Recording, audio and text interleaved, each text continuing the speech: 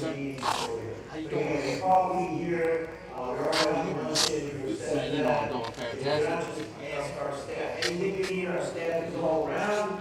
And throughout the day, we're doing a lot of live videos, it's getting live on our, what's, what is on the Google, it's live. YouTube, the Eric Stoller Show channel on So YouTube. anybody wants to poke their head in, you go to the Eric Stoller Show on YouTube, and we will be streaming live from there, okay?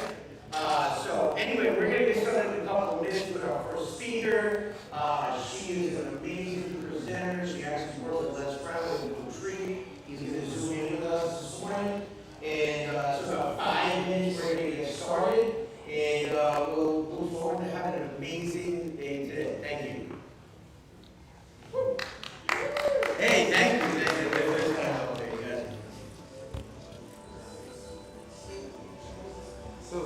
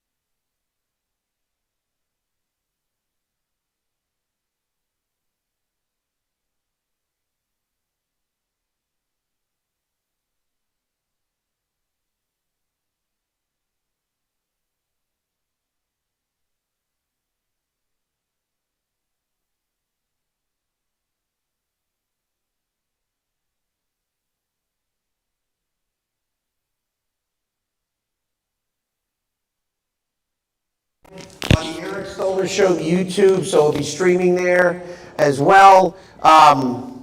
Also, this is a special presentation. Les Brown's joining us. This is for Dr. Marie Cosgrove, who's going to start off with us this morning. And she's going to talk to you about an amazing program called Balance Back that Les is involved with. Before we get started with Marie, Dr. Marie Cosgrove, we're going to have, do you have Mr. Brown queued up that he can speak to the group, Sonny? Is Mr. Brown muted? I don't know. Are you on mute, sir? He's on mute. You can unmute him, no?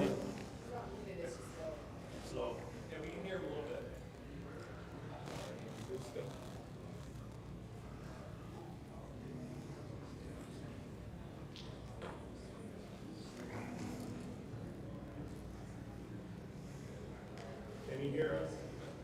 I don't know, can you hear us? Yes. Oh, yeah, okay, we hear you.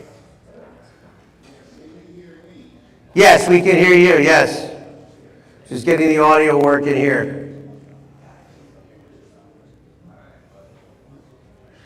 All right. And Dr. Marie? There she is. You need to get laved up? Yeah, I know. You are. I'll give you all this. All right, so we're going to get started as people come in. The amazing Mr. Les Brown is joining us.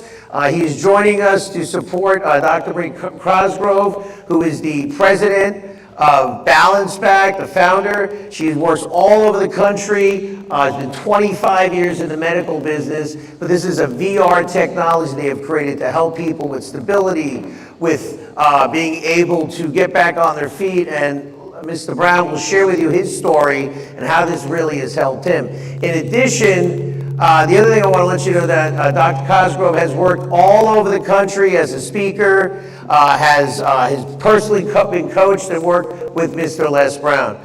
So I am going to turn the event over to you. Are you good? Y'all can hear me now. Put that on there. Oh, and you'll okay. be video. Okay, perfect. Hi. Les, I don't want to cover your face, and I know you can't see me here, but you're on the big screen, Les. Thank you for joining us. I'm actually not the founder of the company. I'll share that story with you later, but I've got Les Brown here, and I was going to bring him in a little later during during another segment of the presentation, but he's got another Zoom to join in. So Les Brown is coming in because he had some experiences with balance disorders, and he's been to my facility in Dayton, Ohio, and he actually had some treatment with some older technology, which I'm going to present for the clinicians that are in the room. And then we just got an FDA clearance on a new technology, virtual reality, that's FDA cleared class 2. And he's going to share his experiences with that technology as a patient and how that impacted him. Les, are you able to hear me? Yes, I am. Okay, perfect. So you heard all I said. So I think we are ready for you to share what your experience was, because you used, and I'll explain what this technology is, because I am just beginning my presentation, Les, and we haven't gone into it.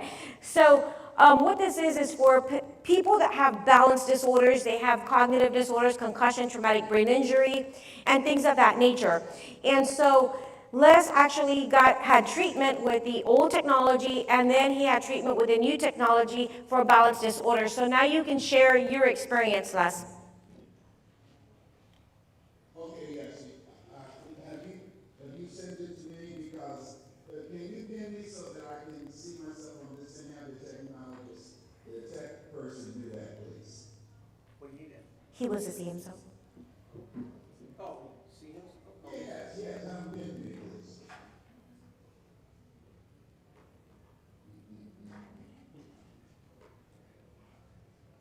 You can share a motivational message. I want the whole thing. While you wait. All right, I'm fine now. Fantastic. I wait that I know that I'm properly centered. Yes, I would say hello to all of you at Miami, and I'm in Atlanta. They got rain here today. I call it liquid sunshine. I was in Fort Lauderdale.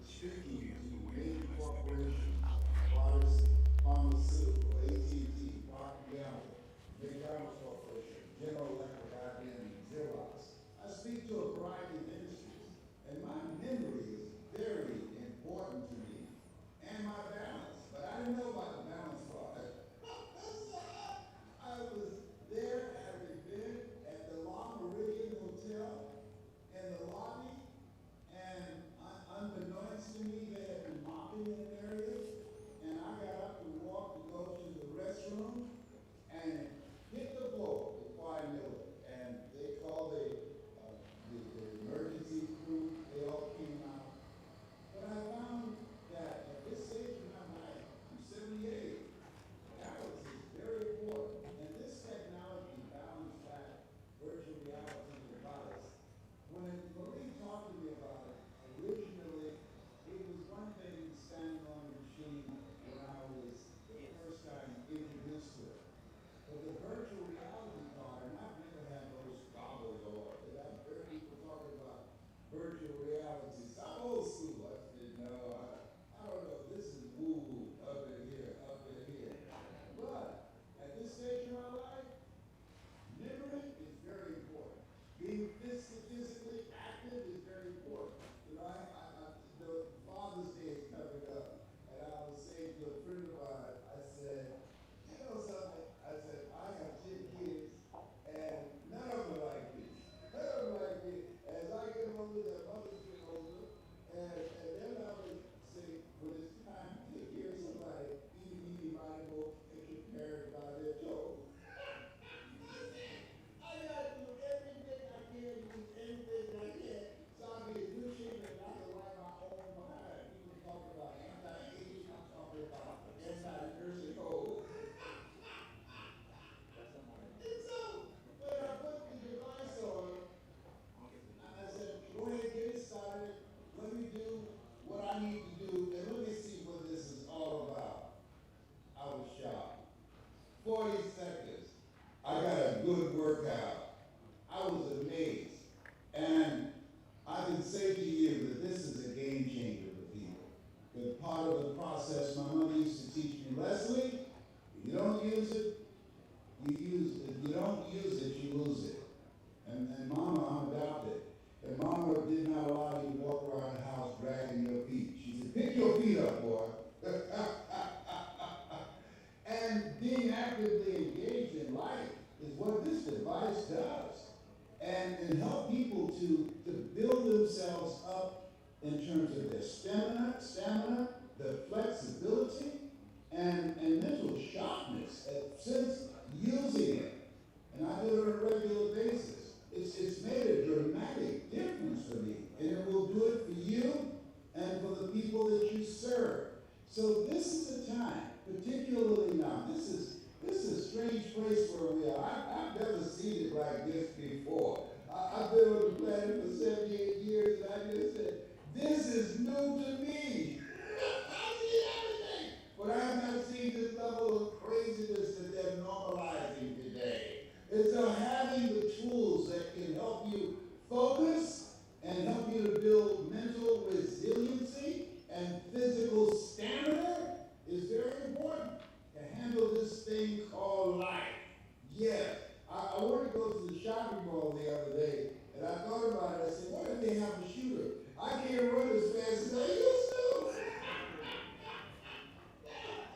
So I said, I think I'm going to keep my butt home and work with the machine. I just want to get out of the house for a bit. And I said, they got too many crazies out here. So the time I come out is when I'm going to do something that I can be able to impact people, to serve them, and to live a life that will outlive me. And so this stage of my life, I'm training others, but most importantly, I want to support something that can help people that I know personally that will be beneficial for them. One of the things that I always said, I don't want to be, as I get older, be between life and death, where you're here, but you're not here because physically you are strong, but mentally you are disengaged.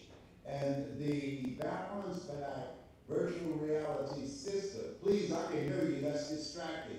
About to make me lose my mind up in here, up in here. Put mute on if you got it there, otherwise we'll have to disengage. So if we miss my time, I still got a good right, okay? So anyhow, this is exciting. I love it. And I'm going to be interviewing Marie Cosgrove, Dr. Marie Cosgrove, about it and talking about the benefit it's been for me. And I feel that it's going to be a benefit to you personally, to your family members, and to the people that you serve. It's really powerful. It's cutting edge. That's my story, and I'm sticking to it. Bye for now.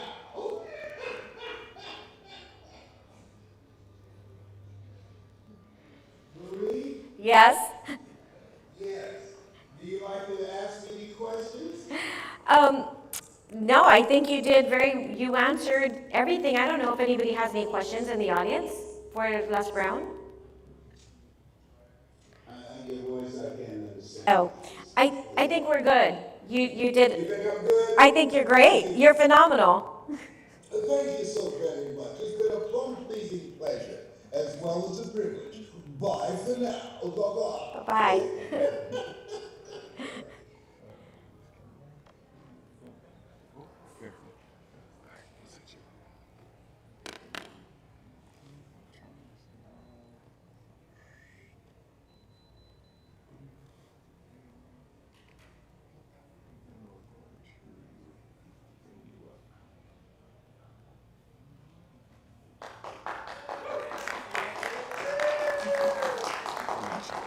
Okay, thank you.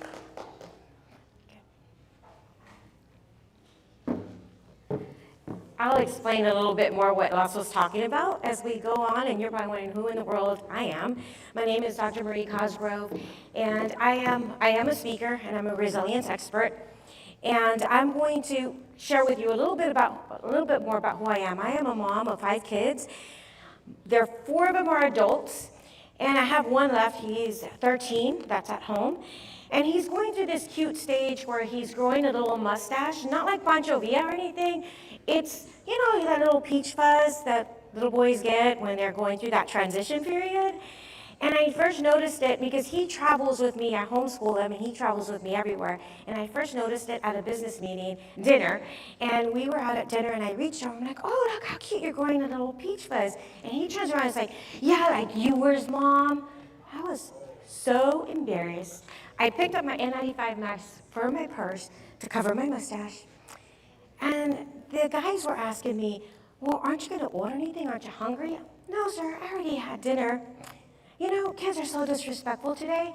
If I had said that to my mom, because I knew she had a little fuzz on her, she would have taken out her chancla, that's like a sandal. Hispanic woman in my family, they're wild. And they've got all this energy. She would have just taken it out and hit me over the head with it. So I would have never been so disrespectful. So that's just a little bit about me.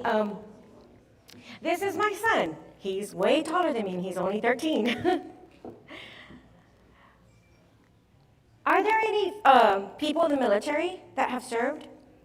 Yes? Thank you for serving our country. My grandfather, I got this from the University of Texas. He served in the military, and this is my son. He's my 4th of the oldest. He's stationed in Washington, and we work with the VA hospitals, and so the military is very important for us for veterans and providing treatment for them. So I believe that as I teach resiliency, and in order to be a resilient entrepreneur, you need to be able to thrive.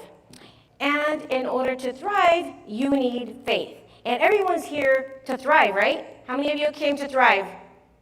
Thrive, yes? How many came here for Brian Tracy? Yeah, Brian Tracy and Omar Peru. You're going to love him. We've got an amazing set of speakers. You're absolutely going to love today. It's an amazing session. But I believe you need faith. The cortex in the brain actually handles faith, controls belief, whether it's religious or not. So some of you may be thinking, well, I don't have a belief system. I believe in evolution. I don't believe in faith. You do. That takes faith. It takes faith to believe in evolution. It takes faith to believe in Buddha. It takes faith to believe in Jesus Christ. My faith happens to be Christianity. But for others, it may be something else. It still takes a belief system, and that is actually it's part of the brain. And I'm going to share a story with you that really helped me understand the power of faith. Do y'all like stories? I have permission to share this with you? Okay. So in 1969, on New Year's Day, there was a man, Johnny, and his wife, Frances. They were traveling to Mexico. They were going to a wedding from Texas. On the way over there, it was raining, it was dark, it was cloudy, and suddenly there was a sharp curve. He crashed, and his daughter's head was completely crushed. 24 hours passed before anybody stopped to render aid. Actually, someone did stop, but they stole all of their belongings. So when someone stopped 24 hours later, took him to the local hospital, and the doctors said, wow, you're lucky that your daughter is still alive, because there's no explanation. She should be dead, but she'll probably die within a couple of hours because she's got bleeding in the brain. But her mother, Frances, says, I don't believe in luck. I believe in something much greater. I believe in, can you guess what she believed in? Faith. Can y'all say faith? Faith. She had faith. So she said, why don't you bring in a surgeon to do this surgery? And the doctor says, we can't, because by the time they get here, she'll be dead or she'll die on the operating table. Because it was a small clinic, they didn't have surgeons there. She insisted that they bring somebody in because she says, my daughter was born to thrive. And that's why we're here, right? To thrive. So they brought in a surgeon, they did the surgery. She survived the surgery, but she was in a coma. She was in a coma for several months, and the doctors said, we're going to have to pull the plug because there is no sign of recovery. But she had, can you all guess what she had? Faith? Yes, faith. So she said, just give me one more day. You know, Ed Milet says this, the power of one more day. So how many of y'all have ever wished you just had one more day to get something done? Or maybe you've gotten to the point where you're down on your knees because I don't know if any of you have ever reached that level. I know I have. Well, she was down at that level. She got down on her knees. She prayed all night. She asked for one more day. The very next day, she opened her eyes. But she still had brain damage. She had to learn how to walk, talk, and how to do everything all over again. During her recovery, she was raped. And the doctors said, you cannot carry this child to term because this child's going to be born with abnormalities, probably missing limbs, will have mental deficits because of the medications you are on. You're on like 20 different medications. And she says, God saved my life. I'm not going to take the life that's growing inside of me. And the doctors turn to her mother and father and says, well, you're going to have to sign because there's no way that this child can come. You're going to raise a child out of wedlock. To think about the shame that's going to come upon the family, having no father, product of rape, and into poverty. And you're not going to be able to take care of this child with all the medical conditions that this child is going to have. But they had faith. Yeah, they had faith. So because of that decision, I'm standing here before you today.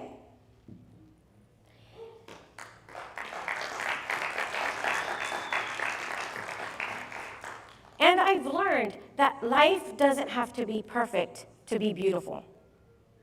And so that's why I am passionate about traumatic brain injuries, concussion, and people that have had injuries like my mother, because my mother was on 20 different medications. She was getting electric shock treatment, and it was just a horrible life for her because she had schizophrenia, and it was just difficult. And I've seen patients get well. So I just shared that with you. I think this is so important. Life doesn't have to be perfect to be beautiful. I always quote everybody else, like Brian Tracy. I'm quoting myself. I know that's a shameful thing, but oops. Okay, so this is, I just want to share with you. I actually wrote a book, and during my research, I came across the article of this accident. So my mom is on the left, and that's the article that came out, and in it, they talked about how they were getting ready to arrest my grandfather for involuntary manslaughter in Mexico. So many things could have gone wrong. If she didn't make it, my grandfather would have been in jail. And now I understand why he never drove. He hated to drive. So this is, I just want to share with you. I actually wrote a book, and during my research, I came across the article of this accident. So my mom is on the left, and that's the article that came out, and in it, they talked about how they were getting ready to arrest my grandfather for involuntary manslaughter in Mexico. So many things could have gone wrong if she didn't make it. My grandfather would have been in jail. And now I understand why he never drove. He hated to drive. So I'm with Balance Back. I am not the founder. The founder is actually Dr. Richard Gans.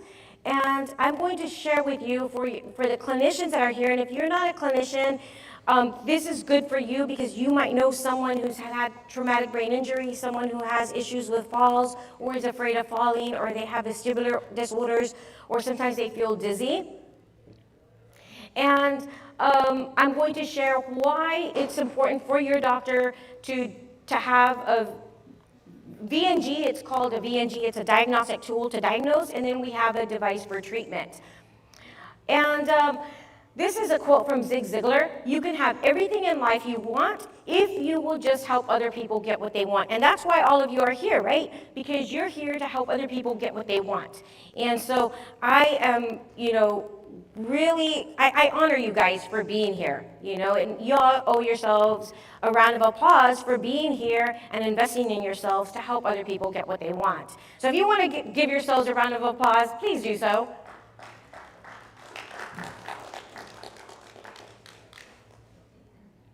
So the founder is actually Dr. Richard Gans. He's a researcher with American Academy of Neurology. He's actually the president of the American Institute of Balance. And he's involved in so many things, over 20 years of research. He's written over 60 different publications. He is the one who doctors go to get their continuing education credits for balance disorders and concussion and things of that nature. And Dr. Scarpino is another founder. Now, Dr. Scarpino is one of the top engineers in the world. He is a professor emeritus at University of Dayton, and he developed the technology for tracking for very high distances from the Predator F-15, F-16. And we use eye tracking technology before people knew what that was, before they started using it even on your phones and on your laptops.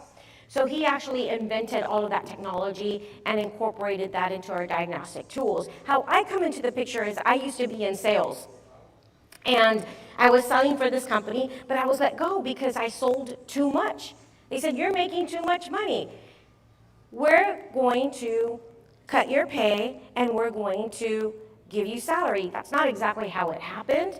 I was actually invited to a dinner by the vice president of the company, and I was so excited because I thought, this is a promotion.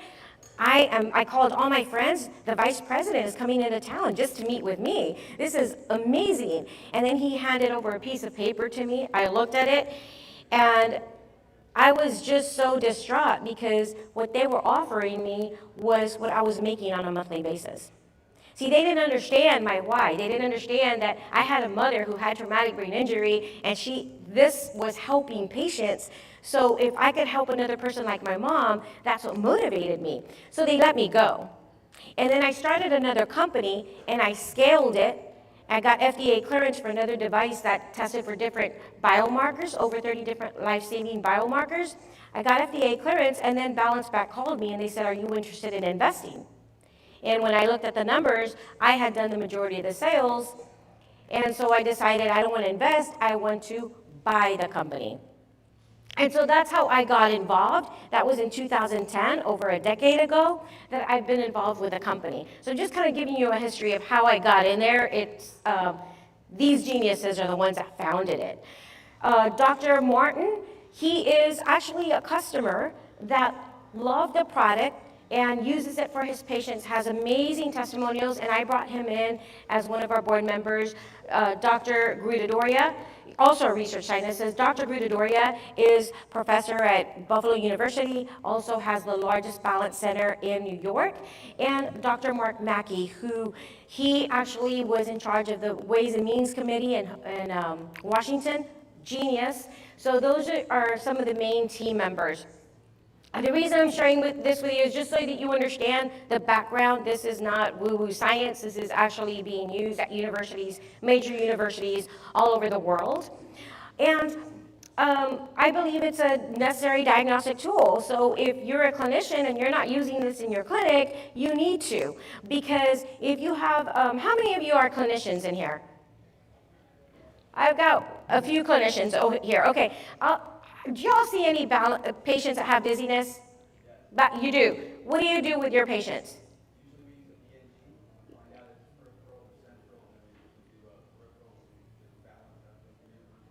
Perfect. Awesome, you know what you're doing, great. So that's why it is used. It's a necessary diagnostic tool to identify central or peripheral disorders if your patient has balance issues. The majority of the time is, if a patient, for example, if a patient has dizziness, the majority of the time it's gonna be a vestibular issue. If a patient is in a car accident, for example, the majority of the time they're gonna have issues with the vestibular system, or they may have concussion or traumatic brain injury. And so that's why it's necessary to diagnose, to determine what it is, because whatever it is, you can still treat. So this here is my son. Can you hit play? My son, well, before you hit play, just pause it real quick. My son fell from a 2-story building. He had a concussion. He was in the hospital for 2 weeks, and they said he would never play music again. Can you play this real quick? Oh, you can't hear that. Can y'all hear it?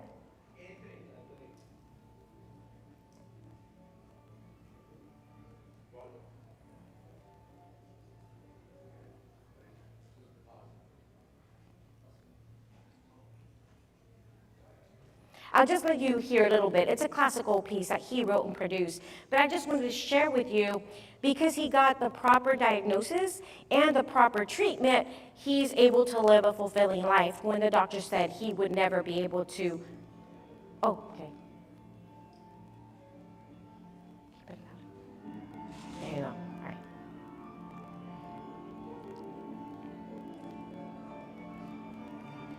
So if you notice, he's not using sheet music.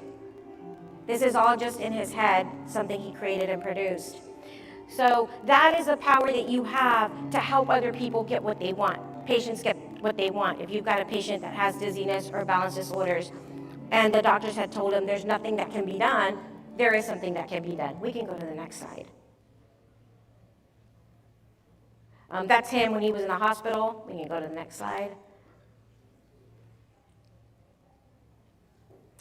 This is my other son. On the first day of school, he went out with a bang because he got a big bump. You can see that. So the school sent him to the emergency room. They did absolutely nothing. We did a test on him, and he had BPPV. He had balance disorders. He was feeling dizziness.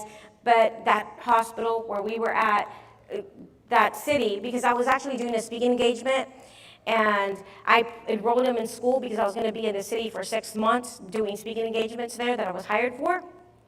And at that little small town, they did not have the technology at the hospital. Got him tested. He had BPPV, the cannulas in your inner ear. You've heard the saying, you've got rocks in your head? Have y'all heard that saying? You really do. They're little miniature cannulas. If they become dislocated, you can lose your sense of balance. So he could have had a lot of issues like ADHD or even autism are misdiagnosed. They're actually, kids that have had vestibular issues. Either they fell, they bumped their head, or something like happened to my son. And if he had not been properly diagnosed, he would be having dizziness problems and all sorts of issues. So I'm so fortunate that we were able to diagnose that properly. We can go to the next slide. That's just a little bit more about Dr. Grudedoria. These are some of the organizations that use our device. We've got, it's used at Dartmouth, University of North Carolina, University of Miami here in Miami, Walter Reed, other VA hospitals, Nova, etc. In China, every hospital in Hong Kong has our device.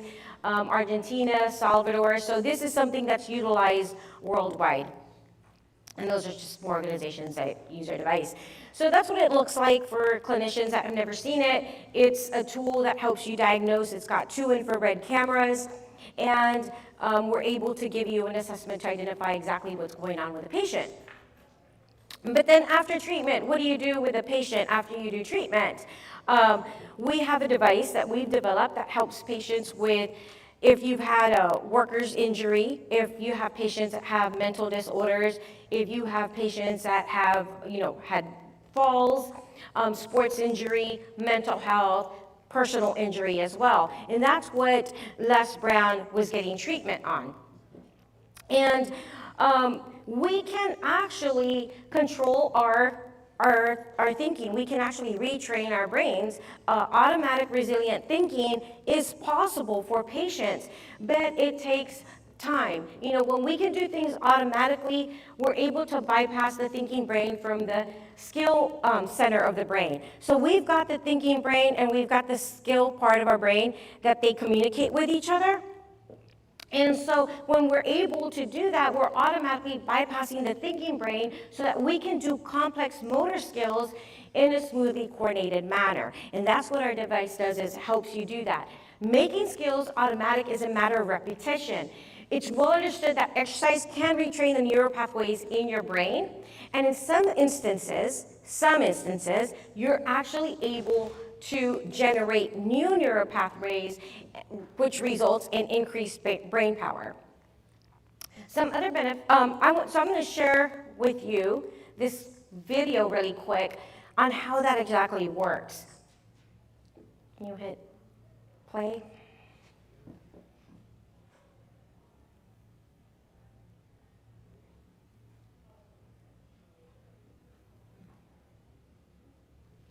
This is pretty amazing. This is a neural pathway in the brain creating new connections.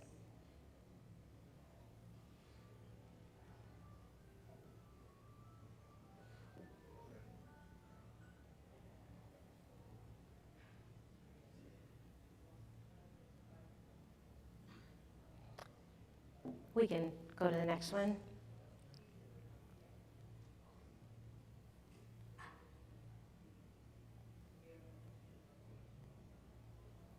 So even though if you're not a clinician, this is good to know because your brain actually develops new neurons. But we develop specialized equipment to help the patients do this in a successful manner. So they can, and it's a process depending on what the injury is.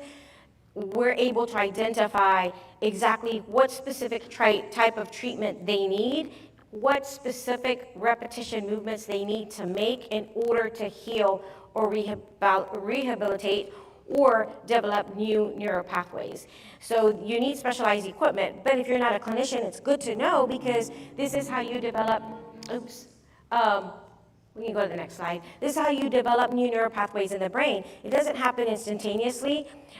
When you develop a new habit, you need to continue that. Many times we give up too soon. You start something new, maybe exercise. I do this all the time. I start exercising, I'm like, oh, that hurts too much. I really don't want to go back. I hate to run. I hate to lift weights.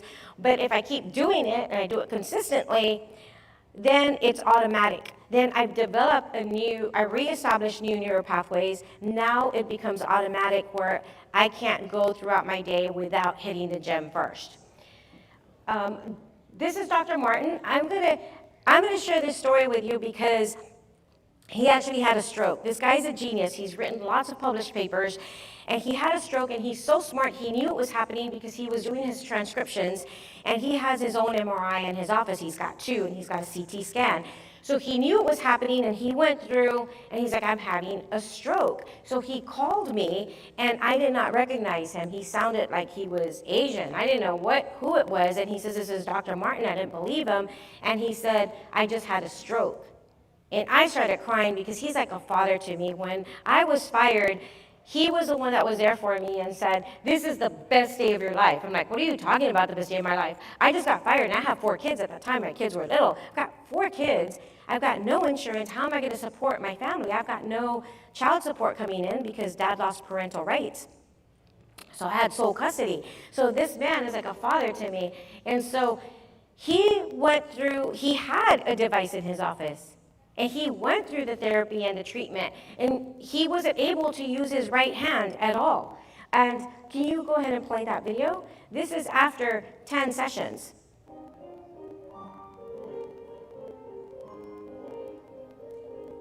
You can pause it now. I just kind of wanted to show you the idea because how many times have you seen or you know someone who had a stroke and they're in a wheelchair the rest of their life? Or they can no longer use their right hand or their left hand for the rest of their life. You can actually do something about it, but it takes work, and it takes specialized equipment to do that. We can go to the next slide. Oh, okay, so I wanted to share this with you, the one previous. So this is the device that we used to have that Les Brown was talking about, that he used to use. You can see it's really antiquated, and if you've got a patient in a wheelchair, for you doctors that are in this room, you can't get a patient on there if they're in a wheelchair. If they're wheelchair bound, you're not going to be able to do certain therapies. And what we've done is we've taken all of these modules and we got FDA clearance for clinical use. The device is Intualis, it's a virtual reality, and we've taken these modules into the virtual world, and we got the highest classification for FDA, so you've got to get it, it's by prescription only, so you'd have to ask your doctor for it, or connect with one of the clinicians here that are using this. But what we've done is we are now able to completely immerse the patient with this therapy, and the results are faster, they're quicker, and the patients have a lot of fun doing it. And I actually did not ask Les Brown for a testimonial at all. He says every doctor should be doing this, every patient should have access to this when he experienced it himself. In fact, he called Eric, right, Les Brown called you and he says, you've got to see this is phenomenal. So Eric tried it and Eric's like, this is great. And so that's why I'm here sharing this, because I know you are here to serve other people and help other people get what they want. And so if you know someone, connect them with a doctor that has the technology, and if you're a clinician, you should be using this for your patients. If we can go to the next one.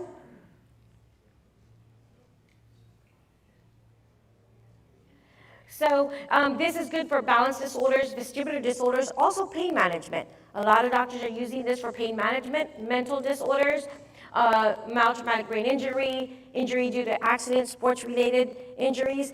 And since most of you here are not clinicians, I'm going to spare you the details of everything this does, but tomorrow, Eric has this at his clinic. Eric, as those of you who know Eric, he has clinics. And he's got this as his clinic, and so we're actually going to be demonstrating this. And so even if you're not a clinician, you want to know how this works, and you want to connect with a doctor who has this, you're more than welcome to stop by his clinic tomorrow so you can try it out and you can see what this is like. And for clinicians that are here, if you want to see what this is like, what will your patient experience, you're more than welcome to stop by his clinic so that you can see how this works. And we can get to the very last slide. The last slide. I'm going to skip over all of this for you. What I love about this is a patient can be in a wheelchair and you can still provide treatment. You can still provide therapy. We've got a neurologist in San Jose who had a patient in a wheelchair using this, gets up and starts walking after 12 sessions. So it's just pretty phenomenal. This is the number you need to write down. Eric Stoller, you need to call him so that you can get to his office tomorrow. You can experience it for yourself, you can try it out, and for you clinicians, this is something worthwhile. It doesn't cost anything, it's free just for you to try it.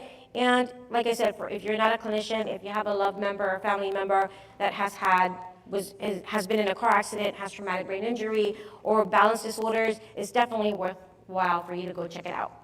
So thank you so much for your time. I appreciate it. It was wonderful being here with you guys. And if you have any questions, feel free to come up to me and ask me any questions you may have. Thank you. Amazing job by Dr. Marie Cosgrove. Thank you so much for joining us on the stage at Thrive. Next up, we have Amy Brannon. Amy is the Executive Officer of Nuvana, and her company aims to continually improve people's lives through neuroscience with its products, providing increased overall wellness through calmness, balance, and rejuvenation. Ladies and gentlemen, put your hands together for Amy Brannon. All right, can everybody hear me? I'll try this. All right, and you have my slides? What is this guy right here? Do I have a clicker, or do you have a clicker? Ah, you have a clicker. Okay, okay.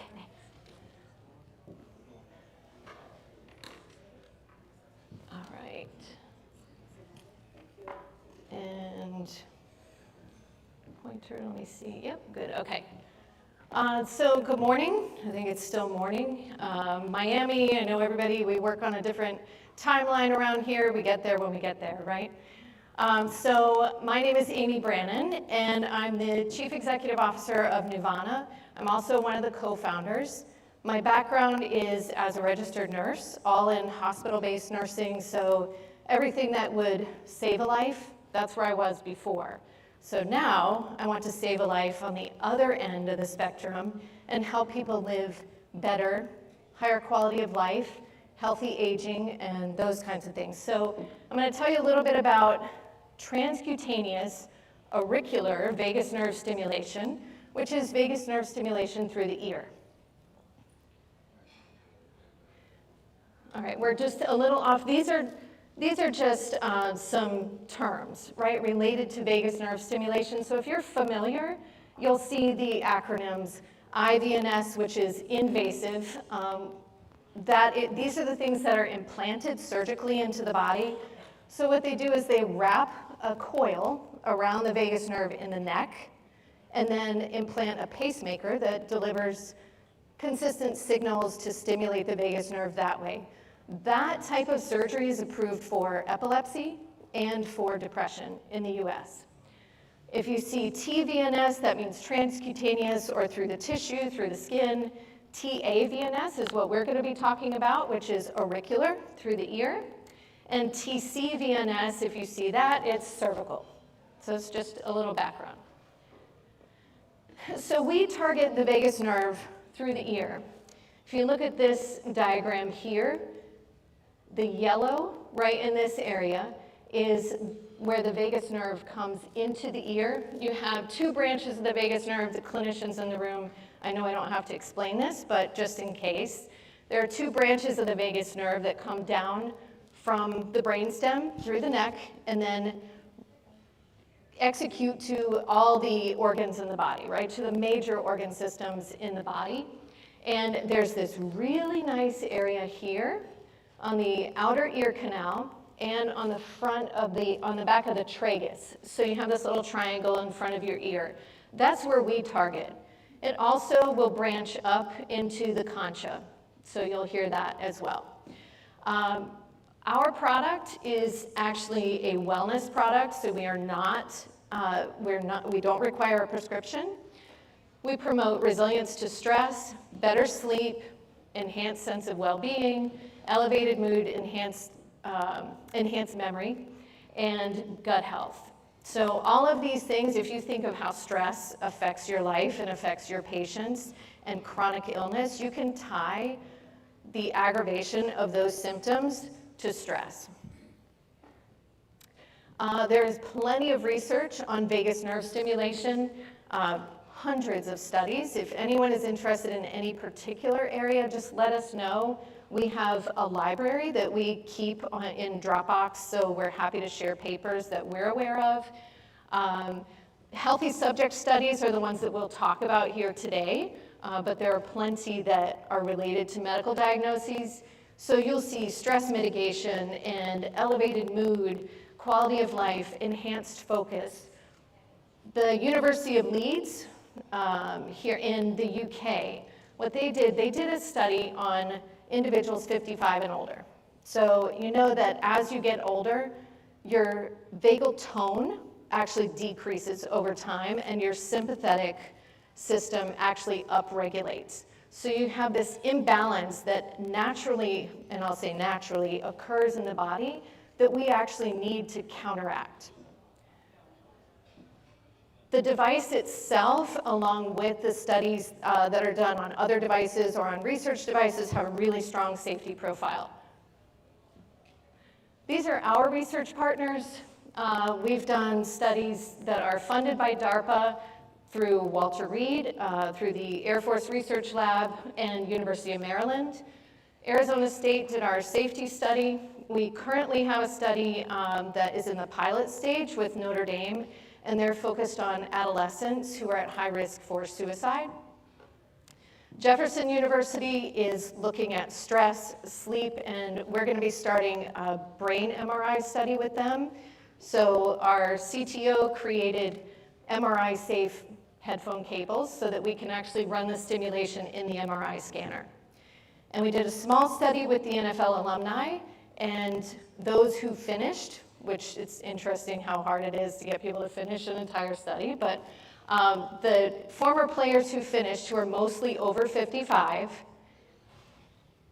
90% of them had improvement in sleep, and consequently, 60% of those had an improvement in their pain level, which we weren't specifically seeking, but you know when you sleep better and when you have less sympathetic load, that it should affect the pain level.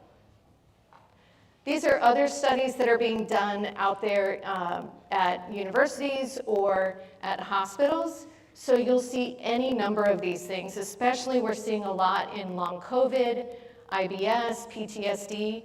There are some medical device companies that are developing technology in these areas and targeting this. Like I said, we are a non-prescription device, which I'll show you what it looks like here in a second.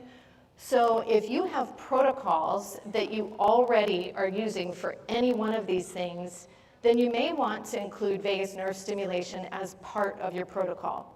And since our device can go home with people, then you don't have to do it in the office, you can. But since they can take it home, you can include it in their therapy. So this is what our device looks like. It's called Zen. The X is for cranial nerve 10. And Zen because it does bring you a sense of calm and balance. So it is a consumer wellness product. You see down here, they're headphones. So how many times do you see, we probably see people here in the room who actually have headphones in, and it doesn't look strange at all. It looks very normal. So these headphones actually deliver electrical stim to the left ear, which has the branch of the vagus nerve in it. So when that happens, it activates the pathway, the afferent vagus nerve, activates areas of the brain, nuclei in the brain, that then release those calming neurochemicals to the rest of the organ systems. We are app-based, so I'll tell you, we started the product as something that actually looked a lot like this. So 9-volt battery, it was a little wonky, a bit bigger than this, and we had really great results with it. Then research started exploding. So people were looking at different frequencies, different pulse widths, they were looking at different timing mechanisms, and what we were gonna have to do is go back and reprogram all this hardware. So that didn't really make sense, so we moved to an app-based platform. Okay, so a lot of words here, so I'll just kind of talk through it, but our capabilities are so that we can have carrier waves through music, so you can actually listen to music or a podcast or anything that you'd like to listen to at the same time that you're getting the vagus nerve stimulation. So some people like to do meditation at the same time. Some people just want to be efficient with their time, right? So maybe they're on a conference call, or maybe they're doing work at their desk. Maybe they're doing small house chores. So all of these things can be done in combination, and you can actually get vagus nerve stimulation while you're walking around. We have the ability to change waveforms either by the pulse width in microseconds or the frequency itself in hertz. So we have them pre-programmed in the app, but as studies come out, then we can adjust that on our side and push it out to everyone. And the app is free. So we originally, of course, as a business model, would like to have a subscription model for people to be able to purchase specific programs. Right now, we want to make sure it's of actual value to people, so it is free with the device. When you look at the app and you wonder what is a waveform, this is just a picture of what it might look like on a electric scope. And here is what our app, so our current app, this is actually our beta version, so in the next 2 weeks, this is what the app will look like. So you can start in any of these modes. So sync mode matches the stimulation to your music, so it actually kind of dances to the beat of your music. Sensation mode is a pre-programmed pattern, and you have the options to pick waveforms here, which we have a reference card for, and a duration. So most of the studies that are out show about 15 minutes for vagus nerve stimulation twice a day. What we've seen is that if you use this before whatever you're trying to do, so if you're trying to really focus on something, you have a really big project, then you're gonna do this right before you start that project. If you have trouble falling asleep, you need to use this within 30 minutes to an hour of going to sleep. We have a lot of customers who use this immediately before or even right after a meal if they have digestive issues.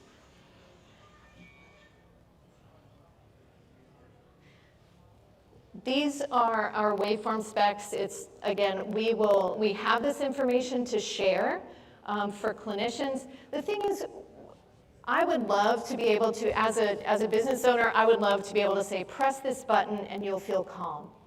Press this button and you'll be excited. Press this button, it'll give you energy. It doesn't actually work like that. Not completely. And I think each of you who deal with patients on a regular basis will know that every person is so unique and individual that for the most part, you're going to be able to use one type of therapy or one type of treatment or one modality on the general population, and it'll work about the same for everyone. There are those groups of people where it just doesn't work like that. So I would say continue to be flexible and listen to patients. I've had patients or customers who have said, I don't feel calm. I feel a little more anxious. Well, those are folks who may have traumatic events in their lives that they still need to be able to deal with, and they've been in sympathetic overload for so long that they're going to need to balance their nervous system out, maybe get some cognitive behavioral therapy along with that to help out. I think I'm close to the end. Want me to go back one? Again, lots of references for you guys. So what we do have, how we work with clinicians and with companies is we have a model where you can refer your patient to just go to our website and purchase a unit online. If you say, you know what, I really need you to do this, it's super easy for you. You have a code, and then you give them the code. They get a discount, and you get a revenue share. So we have that model. We also do wholesale pricing, and right now we don't have a minimum order quantity, so if you're willing to stock, and the boxes are about this big, so if you're willing to stock a couple or a few in your office, then we can do a wholesale pricing model with you. So it's the good part about getting in early when we're moving into business to business is we want to understand what works for your practice, how you can find benefit for your practice, how you can find benefit for your patients. We also, and these are brain MRIs, so I'll go back to this for just a second since it's behind me. These are brain MRIs. These are bold images, which are a little different from a standard MRI. And so this is actually my brain, and this is Kermit's brain. So he's a lot smarter than I am, so I think that's why mine lights up more. But on this, what you can see is these are just different layers of the brain. So this is not a before and after. It's everything that's lit up here in orange is an increase in blood flow over the time period that vagus nerve stimulation was provided. Okay, so it is on the contralateral side. We do one side, and this is known and it's consistent with the literature. So we're seeing a lot of left prefrontal cortex enhancement in blood flow, and we're seeing some decreases in the default mode network. So that's where depression and fatigue and all of these things are coming in, where your emotions are located. So the green, we're seeing a lot more decrease in those areas. So no need to go further than that. So I know we're running tight on time, so I just wanted to make sure that you all, that we got through that. Does anybody have any questions? Yes? So as a psychologist, I'm curious how you would explain how this would help clients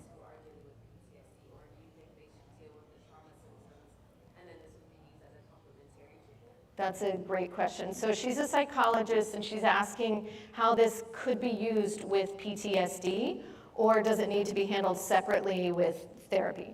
So we have psychologists that actually use this right before cognitive behavioral therapy because it puts their nervous system in a little bit of a more receptive state.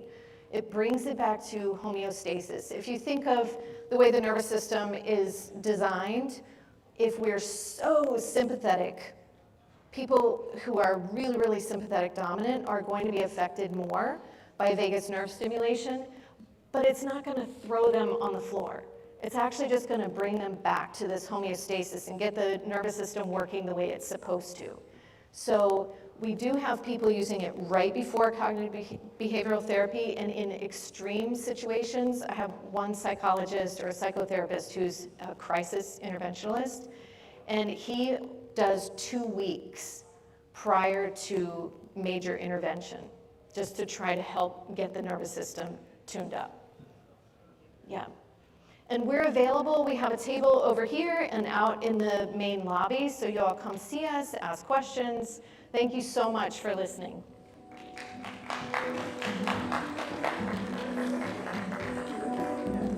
All right. Thank you.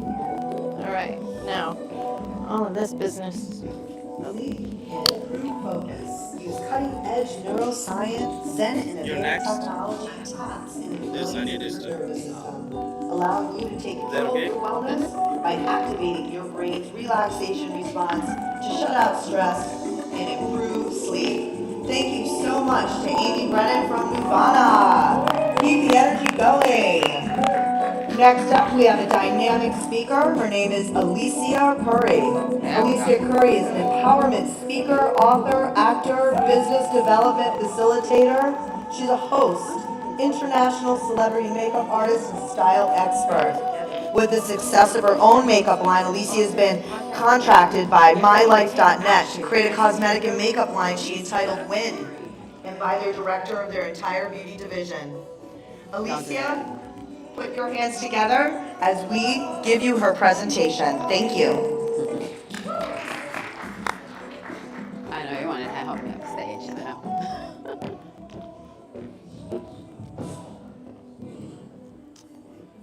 I do need the clicker.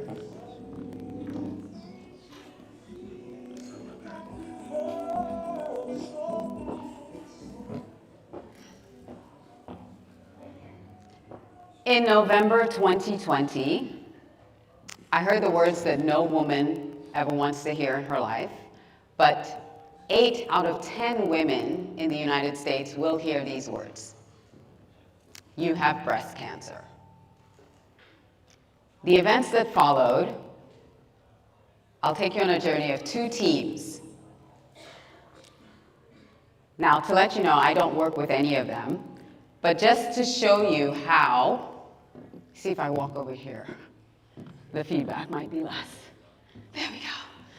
Yeah, just to show you how the difference in how 2 teams with the same goal can operate. So the first team, referred to me by my OBGYN, 15 minutes from my house. I went there. First of all, trying to get them on the phone was quite interesting. All their messaging was telling me how much they cared about my diagnosis and how much they're there to help me. Spoke to the doctor, and one of the things that she was very adamant about was for me to do additional testing, because in there, even though I had done testing probably 2 weeks prior, I had biopsies done, I had MRIs done, she wanted me to redo all of that because I didn't do it at their facility. I spoke to her about maybe trying alternative methods instead of surgery. What can I do? My diagnosis was stage 0, it was DCIS, and she kept insisting that I needed to have a mastectomy. When I spoke to their team about exploring maybe some holistic treatments, Can I just say that the sarcasm was palpable? Let me talk about team number 2. Team number 2, my friend and I researched ourselves. It was an hour drive from where I lived. The surgeon there was not only understanding of my financial situation, because I didn't have health insurance at the time. And we all know once you mention the word cancer, much like a wedding, everything triples in price. She also understood my spiritual beliefs, and she was willing to work with me on my treatments.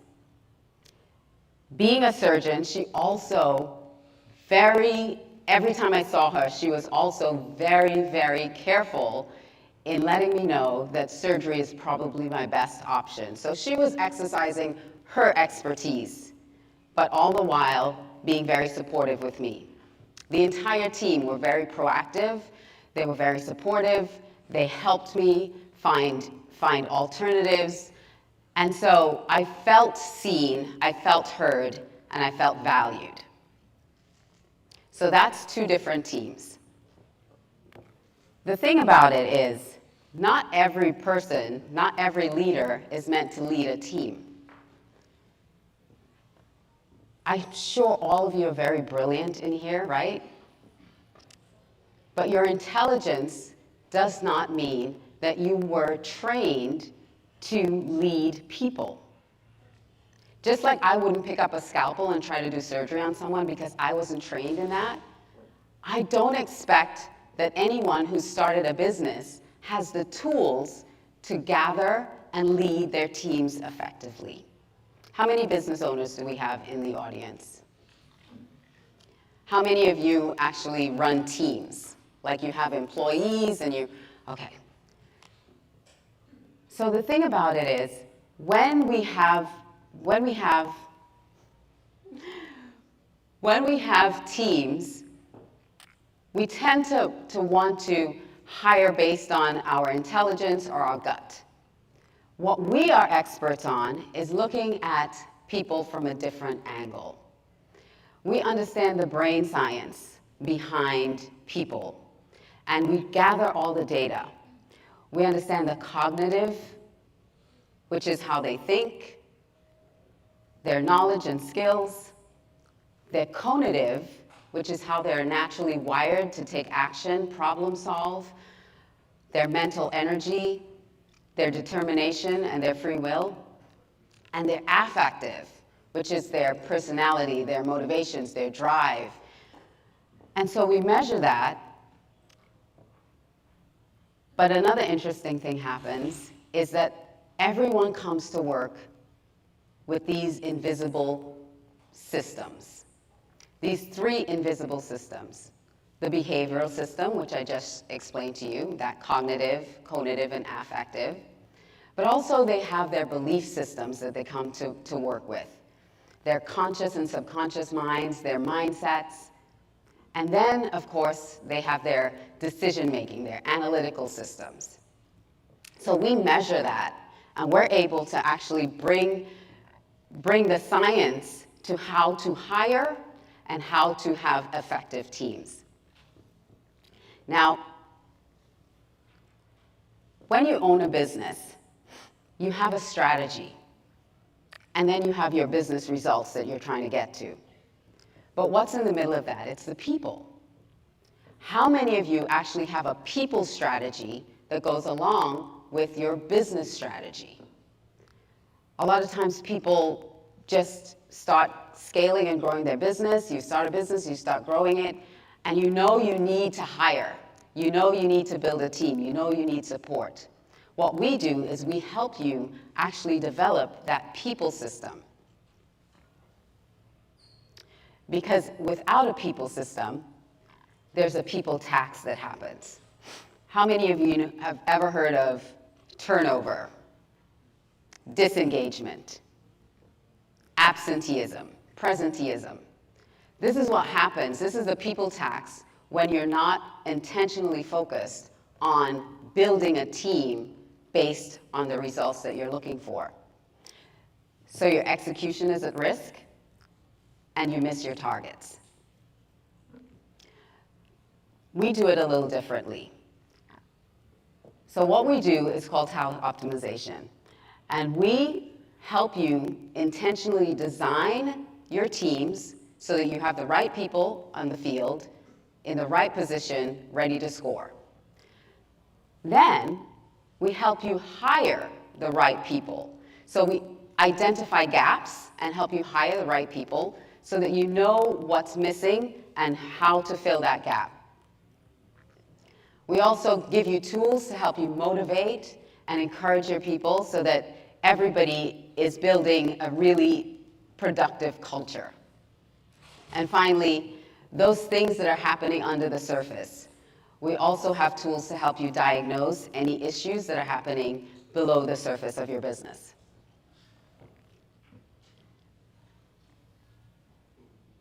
Let's see if this will work.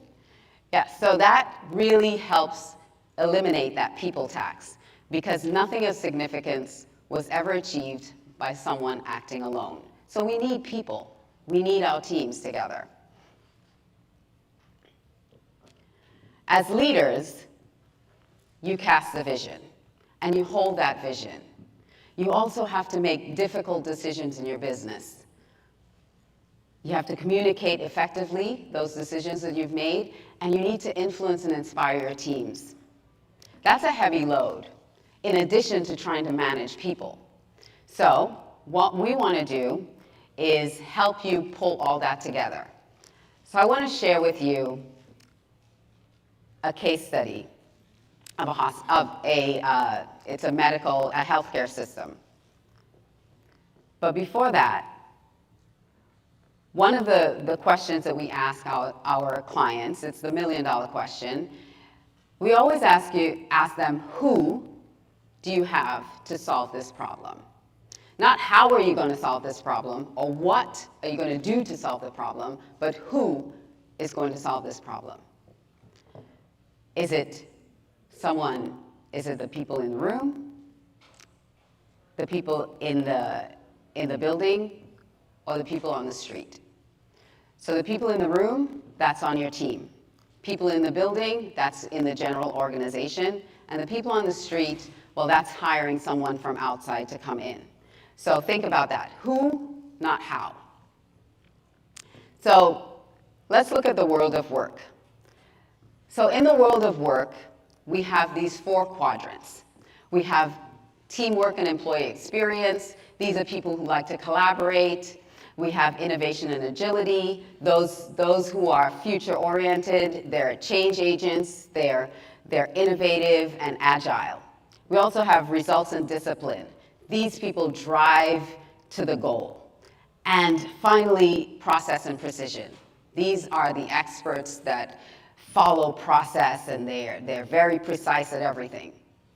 And so when we look at this world of work, everyone has their very unique zone of genius that falls within this world of work. And sometimes we're asking people to do something outside of their zone of genius, and what does that cause? It causes stress, it causes conflict, back to that people tax.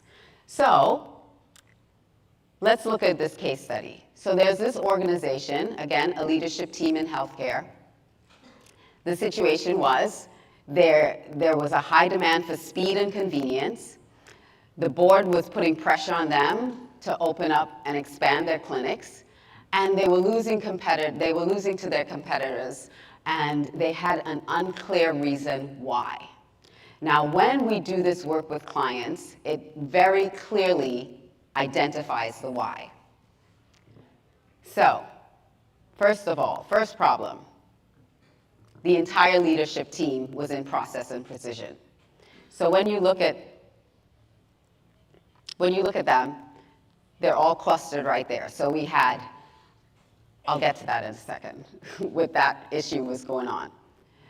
We asked 20 strategy questions to our clients to understand what are they trying to accomplish. So in the red, you'll see that's where it plotted. Those are the strategies, and that's where it ended up. they were so far outside of the zone of where their strategies were. So moving forward. There was a gap between what they were trying to accomplish and who they actually were on that team. Their strategy was at risk. There was team tension, so those two individuals in the red and in the gold were butting heads, and there was a lot of groupthink and unconscious bias happening. They were tasked to make changes, to be innovative, to create speed. There was no one on that team that was in innovation and agility. So they couldn't accomplish what they were tasked to do. So, what did we do? They promoted from within. They found someone in the building that they could promote. And what did that do? That saved them time, that saved them money. This person already knew the business. They were able to bring them up. They were able to identify their strengths and knew that that person was exactly who they needed on the team. They reduced their execution risk by bridging that gap. They also reduced conflict.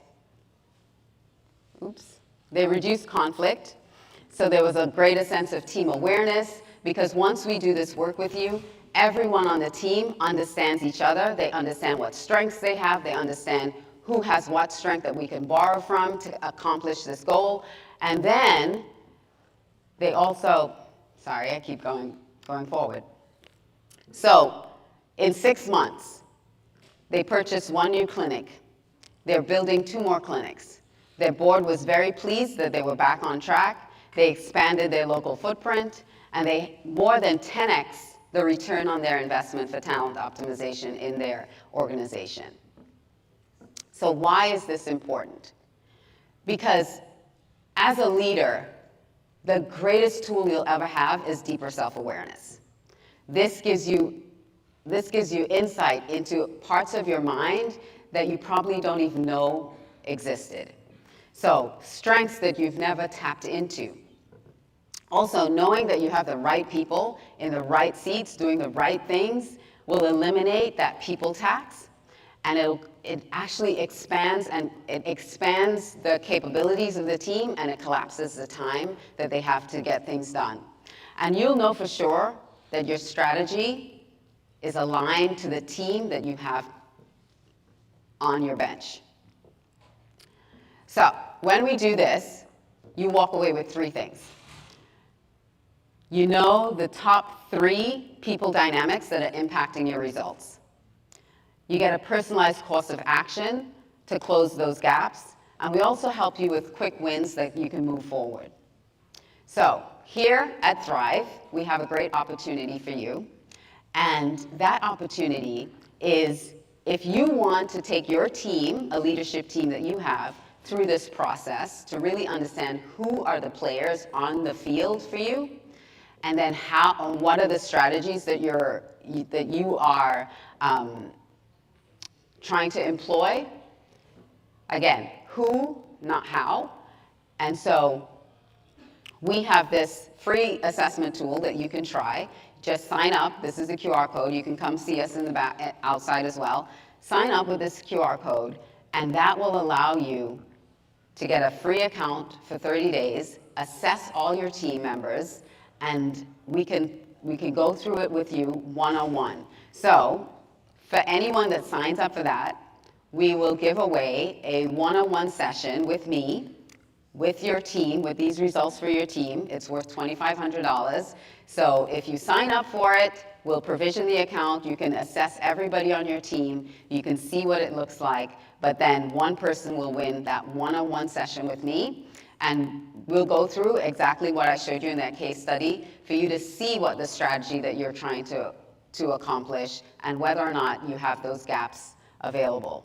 Now, I also have, see, I have a lot of time. I did this in a lot of, I'm helping you guys out here with your time situation. So back to the 2 teams I talked about at the beginning. So team number 1, where this was within a hospital system, and I'm sure that they didn't have This leader did not have the ability to hire whoever they wanted to hire for their team. But the thing is, the culture of that team was not inviting. All their messaging was saying that they cared about you as the patient, but it didn't trickle down into actual action. And that's what happens when you have a toxic environment. The patient or the client actually does not experience what you are trying to accomplish because you have the wrong people on the team and you're experiencing that high people tax. Team number 2 that I shared about, that surgeon was very specific on who she wanted on her team and how she wanted them to interact with her patients. And so everyone on that team is always proactive, productive, and they're actually doing what they're designed to do. And that's what our company really wants to help you as a business owner, as a leader, be effective in, is understanding the people that you have and putting them based on who they are and how they're going to operate in the right place. And every time that happens, you'll have so much more success in your business and your organization will thrive and flourish. I have one more opportunity. If you are a driven woman here today, we have an executive forum coming up on the 23rd. It's at 6 p.m. It's 1 hour where we're going to gather and really talk about leadership and talk about confidence in leadership and how you can be more effective in how you are leading your teams. So that's this QR code if you want to be a part of that discussion on confidence in leadership. You can also give me some feedback on the other one. So any questions in the room? Since I have a few moments. No, we're good? All right. I'm buying you guys back time today. Thank you so much. Alicia Curry.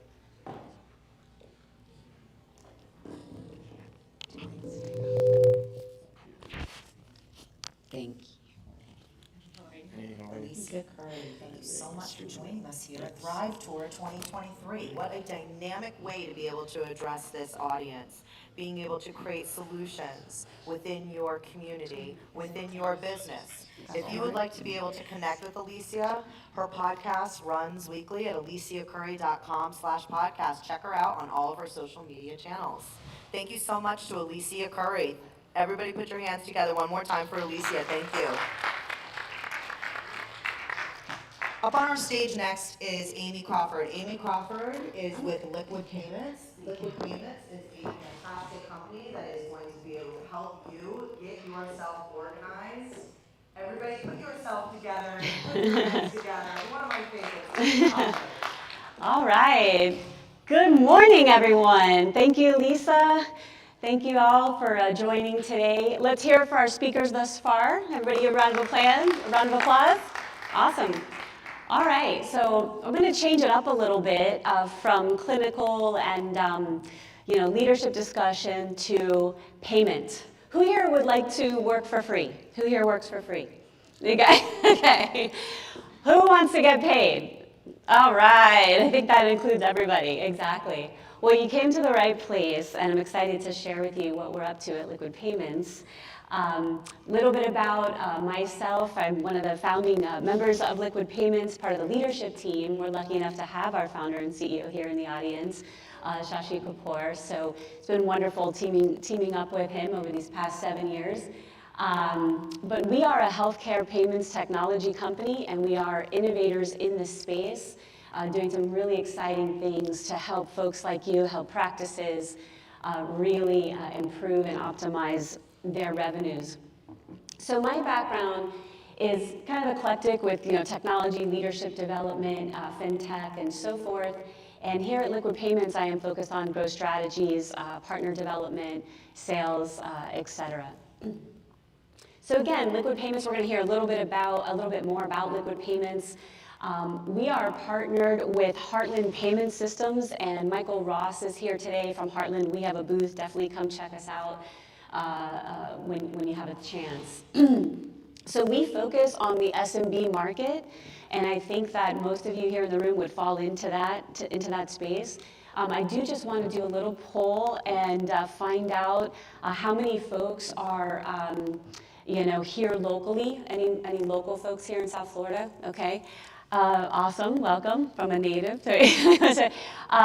What about, how many of you are insurance-based practices? How many of you accept insurance? Okay, a few, I'm sorry. Right? I'm sorry and I'm not, right? Okay, and everybody else is cash-based? Cash-based, yeah? Okay, comes with its challenges as well. All right, that gives me a good sense. We have a cross-section here in the audience. And I'll address some of those points. So we are focused on, the broader healthcare market, the dental space. We have a few veterinary practices, but really our focus is healthcare. So what do we actually do? So we have a few different types of solutions. Today for this presentation, I'm going to focus on what we call our Liquid Core, which is our payments technology platform that sits in the patient to provider payment stream. So whether you are a cash-based business or whether you accept insurance, but you're chasing those balances due and you're chasing those dollars after insurance pays, we have in our solution ways that we can help you optimize that flow. We also have a very unique technology called LPA, or Liquid Processing Automation, which leverages robotics processing automation, RPA, Google that term if you've never heard of it before. But essentially, we deploy automation tools to automate what would otherwise be human processes. So that includes posting payments that are taken on our platform back into your practice management systems or EMRs or accounting systems, as well as automating additional back-end processes, and we'll talk about that. Okay, so how many of you ever thought about payments as a strategy in your business? Somewhat, got one taker over here, okay, yeah.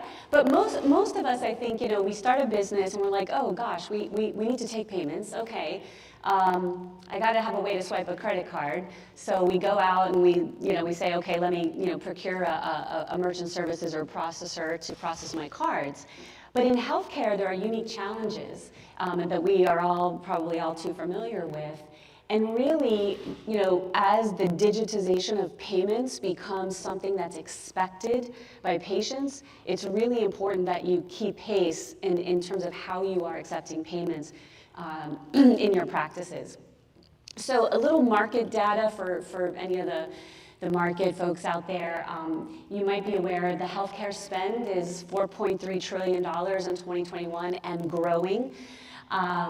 We've got about 10% of that in out-of-pocket expenses and 40% in co-payments, 60% in back-end balances due for those of you that are insurance-based. And there's about $660 billion in uncompensated care. So for those of you that have gone to a cash-based business, hey, maybe you're onto something, right? Because there's some challenges there with insurance payments. But this will only continue to be exacerbated in terms of the payments that need to be collected from patients. Why is that? Even if you have insurance, when you use your insurance, it's expensive. There's high deductible plans, more out-of-pocket expenses. So practices such as yourselves, you're in that position of chasing those dollars, right? And how do you do that? And how do you do that effectively? And again, I mentioned the digitization of payments and the adoption of technology. So our patients, our consumers today, they're expecting the same experience they get at a retailer or an e-commerce marketplace in healthcare. That is exactly what they are expecting. And so in today's market, there's that fierce competition for patients. I mean, how many of you are spending lots of money on websites? Yeah, a few hands in the room, right? You're trying to drive traffic to your practices. Well, I tell you that there's some stats out there that say, roughly 20% of the patients will make a decision as to whether to continue to do business with a practice based on the payment methods, right? The convenience of payments. And they will make changes if they feel it's too cumbersome. We all know, since 2020, there's been an uptick in virtual visits and remote visits and, telemed and so forth. So you also need a way to take payments remotely, right? So we'll talk about that in a moment. And then, of course, there's been a rise in financing. How many of you offer financing options? Okay, most of you do in the room. And how many of you are paying fees, high fees you feel, to offer the financing? Yeah, okay. How many of you have recourse if patients don't pay? There's risk to you? No? Okay, somewhat. All right, how many of your patients are qualifying for those? Anybody have a stat? If you're offering financing, I'm just curious, how many patients are getting approved? Is it 100%, 40%, 60%? Anybody? 30%. That's terrible. So then what do you do with that remaining percentage, the 70% that aren't getting approved? You just don't provide treatment? You downsize, yeah? Do you really? You have 8 options on deck? Wow. We need to talk after this so we can get some more information on that. Yeah, so there's a big rise in financing options and the BNPL, the buy now, pay later, which has become popular in retail. So it is important, again, as you're thinking about your payment strategy, that you not only have a way to swipe a credit card or take a payment. It's important to know how are you going to handle these things, when patients need assistance in paying over time, or need financing options. So all things to think about. So again, just with this theme, really evolving the conversation about payments, moving from a traditional merchant services mindset where, hey, I need to go procure a credit card company to swipe my credit card. And, okay, let me analyze statements and maybe I save a few basis points. How many of you have been through that routine where, hey, show me your statements and I'll save you a few basis points right off your card, right? So that's a common theme, but really need to change that conversation and say, okay, what value am I getting from my payments partner? What is it in the technology that's really gonna help drive value to my practice? Is there a way it's gonna help improve my cash flow or accelerate it? Drive up my payment acceptance, reduce my cost. Another quick question, how many of you are sending out paper statements? Anybody sending out paper statements? Yeah, a few, right? So again, eliminating the need for even paper statements anymore. So the demonstrable ROI, yes, there has to be competitive pricing, but it's really a different way to approach payments when you think, what is the return I'm getting from my payments technology? So a couple other things for those of you that are sending out statements or have back-end balances. On average, patient AR cycles are 45 days or longer.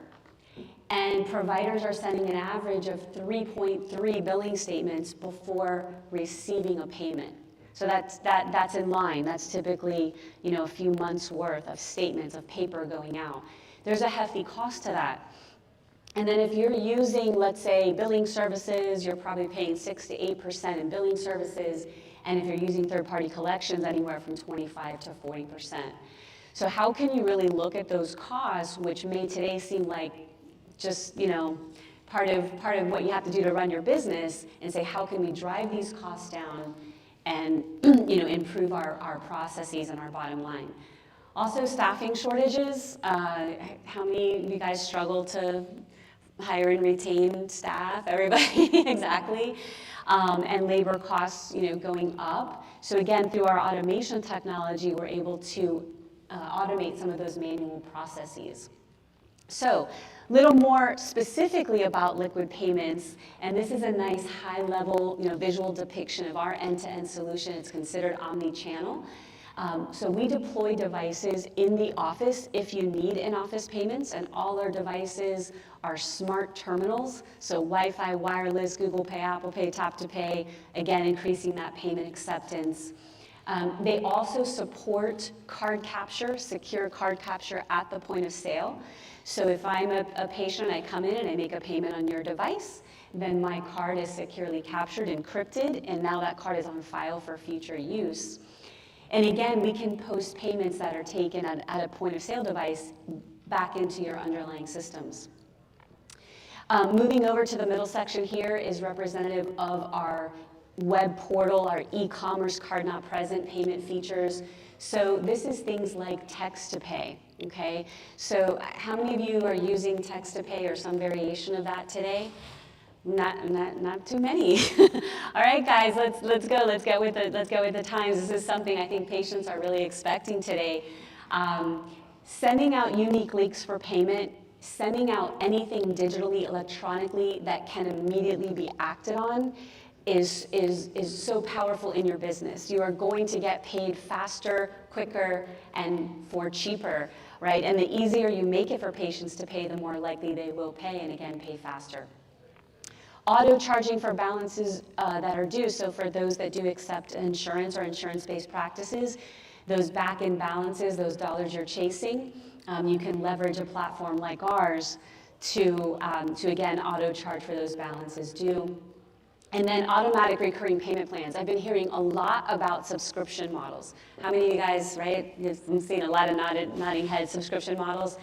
It's a great model, right? Just charge a monthly fee and so forth. However, those can be challenging to manage if you don't have the right tools and technology in place. So again, in our system, we're able to create kind of a set it and forget it type of model for recurring plans. And that could be for subscription plans, that could be for pay-as-you-go model, or for paying off a balance over time. So really robust technology there. And then inherent in our solution is a robust messaging platform. So again, text and email messages that create patient engagement and really improve the communication for your patients around payments. And then last but not least, all the way there to the end is our picture of our bot. And we love our robots here at Liquid Payments. And this is a technology, again, that we deploy to automate what would otherwise be human processes. So that includes posting of payments.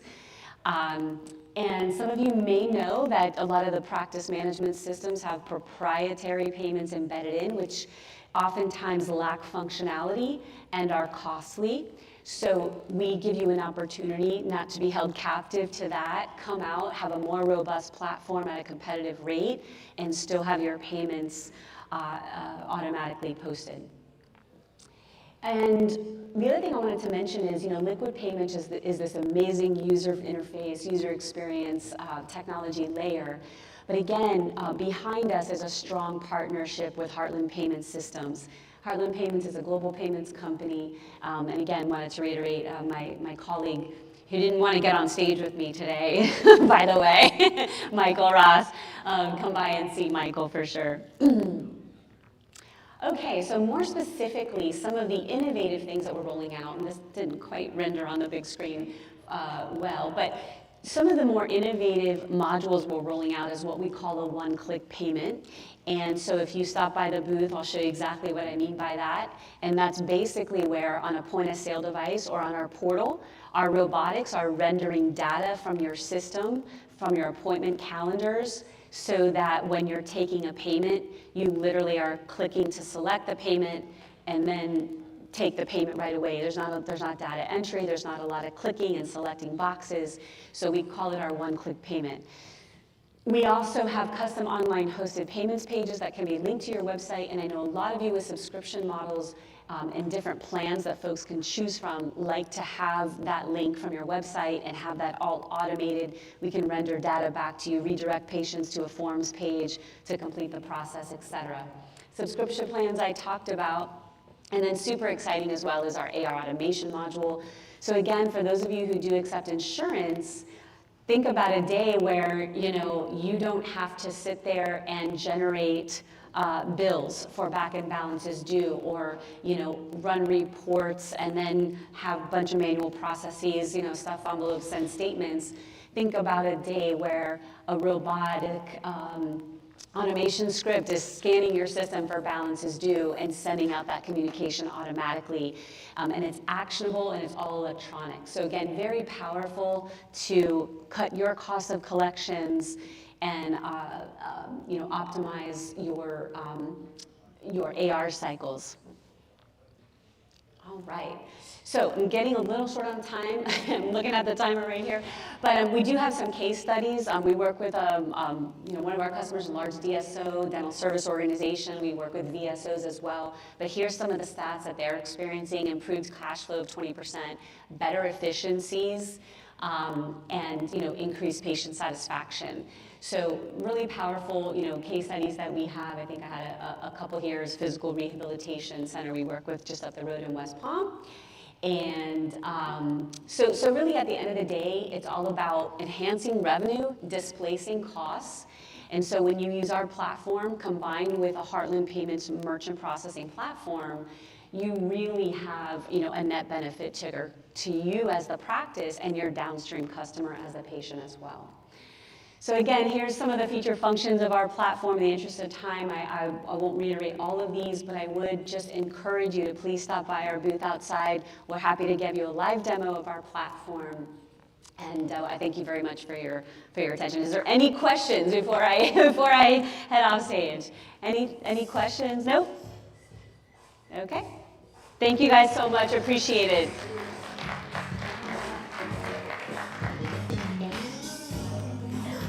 Yeah, got it. Good, you're great. Thank you.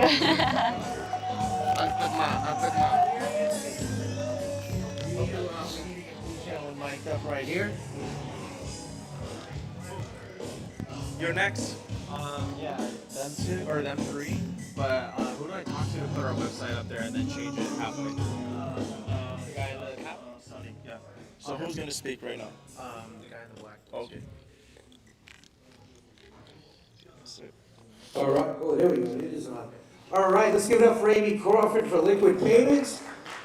We're gonna keep going, wanna keep the time schedule, just so you folks know that we're gonna have a lunch, if you're planning on coming to the VIP lunch. And we do have some amazing presenters that are still coming up. Michael Tracy is here, Omar Perry is here.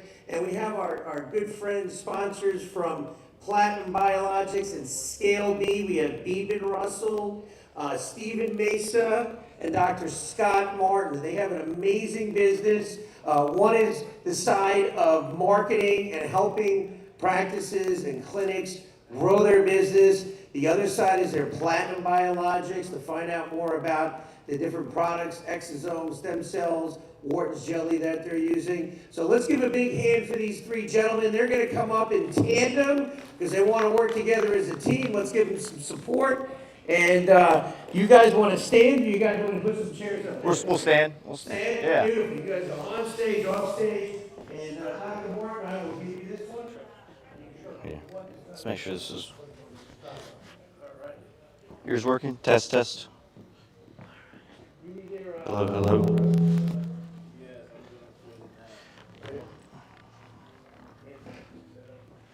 Okay, get out of the way. Give us a little test. Okay, so hey everyone, I'll just go ahead and get started here. So thanks Eric for that introduction. I appreciate it. And we're excited to be here today. We flew in a little late, so we're glad that everything's pushed back because we all got here and more people showed up too. So I'm Beeben Russell. I've been in healthcare since really 17. So just a quick background about me. And before I talk about that, let me just say, Steven's going to come up, and then I'm going to have Dr. Martin talk about his experience and kind of how we all co-mingle, because we got something special for you guys. We made this up on the car right here, so that's why we just threw up our website too, because you'll be able to remember it. So platinumbiologics.com.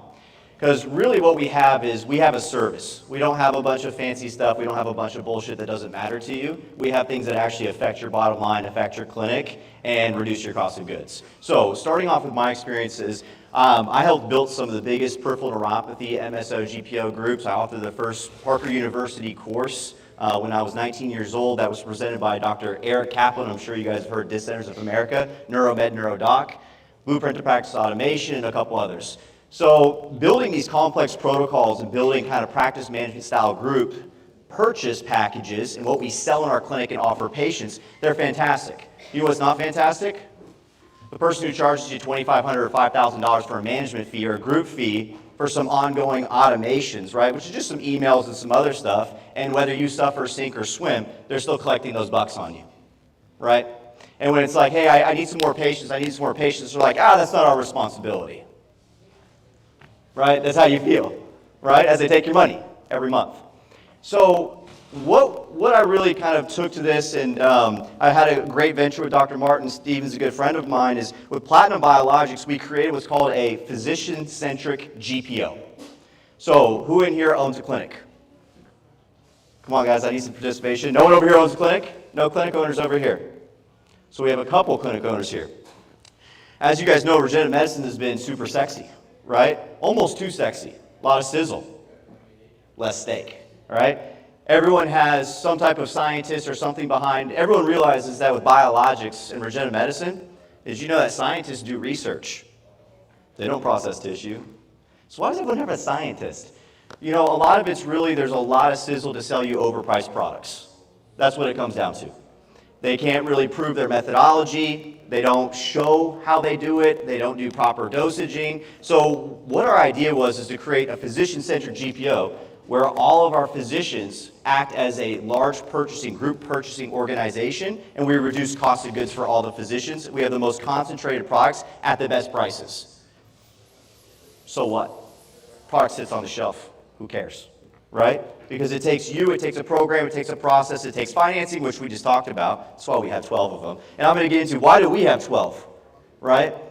How do we, well, maybe it's because Stephen will talk about it, you know, collectively, it's mostly Stephen owns 14 clinics and did $23 million in gross collections last year.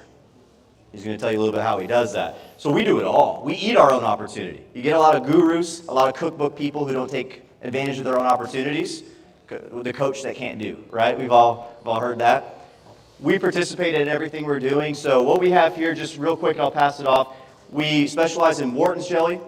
We have the only endothelial progenitor exosome product that has white papers that are published and peer-reviewed by our scientific officer, Dr. Ashim Gupta. If you don't know who that is, you probably haven't been in regenerative medicine long enough. He's world-renowned, over 100 publications. He's been cited over 1,000 times. And that is a transparent, safe potency purity protocol in our published peer-reviewed white paper. Dr. Martin's also going to talk about his, maybe not, he usually gets on a tangent, which is more valuable, but he's actually been a part of and authored 8 publications on Wharton's jelly. He loves consulting. So this is just the product side. I'm going to bring Stephen up next. He's going to talk about a really important part, which is marketing. I hate marketers, especially on the clinic side. You can burn a lot of money really quickly, and they don't deliver. We're going to talk about some of the things that we do a little bit differently on the marketing side. But just to close on the Platinum, this is Platinum Biologics. If you want to go ahead and schedule a meeting here, we also are the only biologics company that have a concierge service, peer-to-peer MD calls. Patient dosage. No company's ever told you how much, when, where, how. Right? I see you shaking your head. It's annoying. They don't really support any of that. They go, once again, we can't do that. They can, they just don't want to. So we have ongoing concierge service with our MDs to build protocols, talk to you about your practice, other price points with other doctors. We really created a physician-centric company where everyone's sharing, everyone's caring, and then it's powered by Scaleby. So I'll let Stephen introduce yourself and talk about that. Awesome. So, like Amy said, so one of the things, but essentially, you know, I think where our friendship started and how we ended up working together was back in 2018, moved to Clearwater, Florida, opened practice.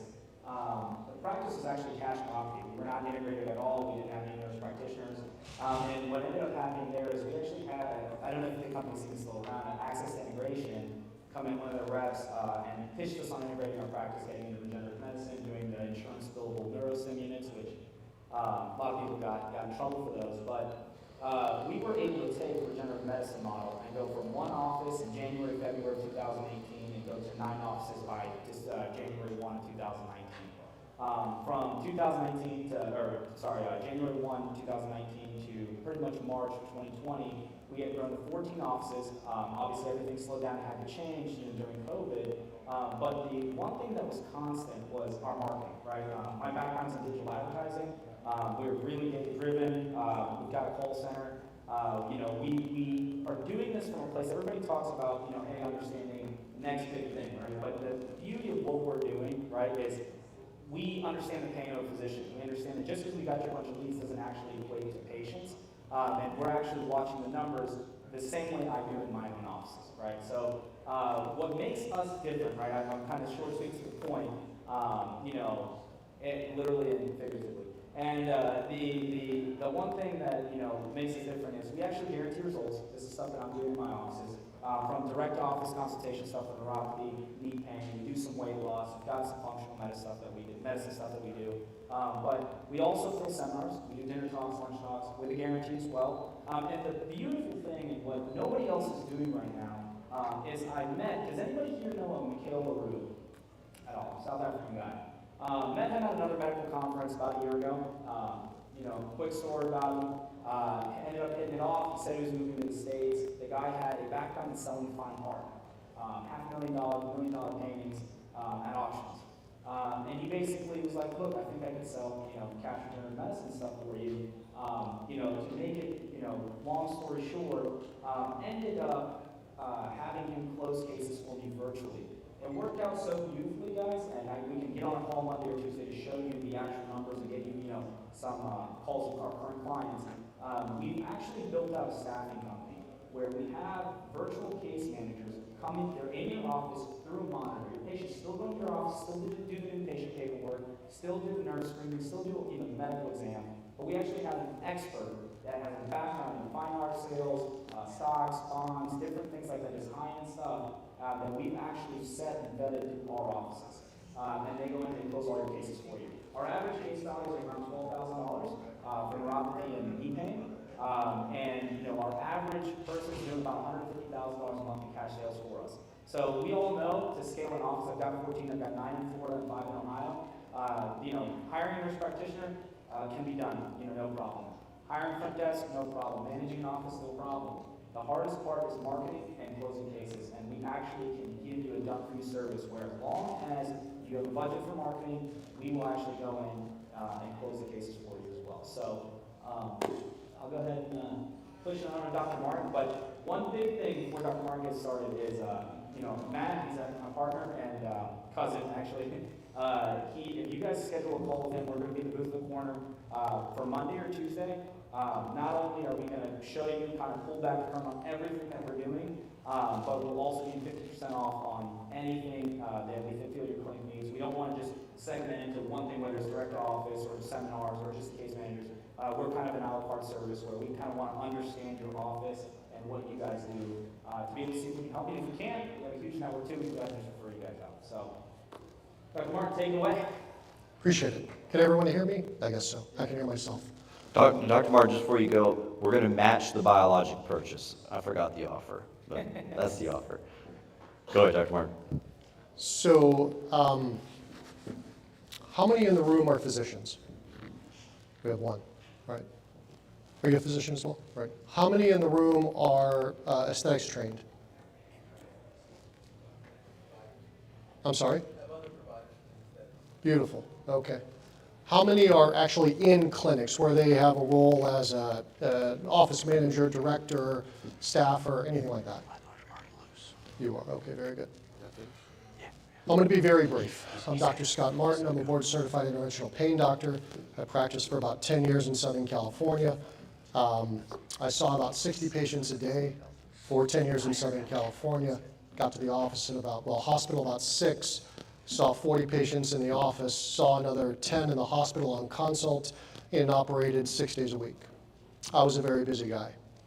I moved to Southern Nevada in 2016, and at that point in time, at the height of the narcotic epidemic, I created a supplement that worked as well as narcotics.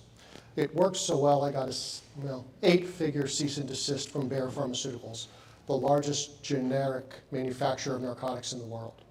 6 months later, I created an all-natural alternative to Red Bull and Monster, and ended up getting a cease and desist from both. Okay?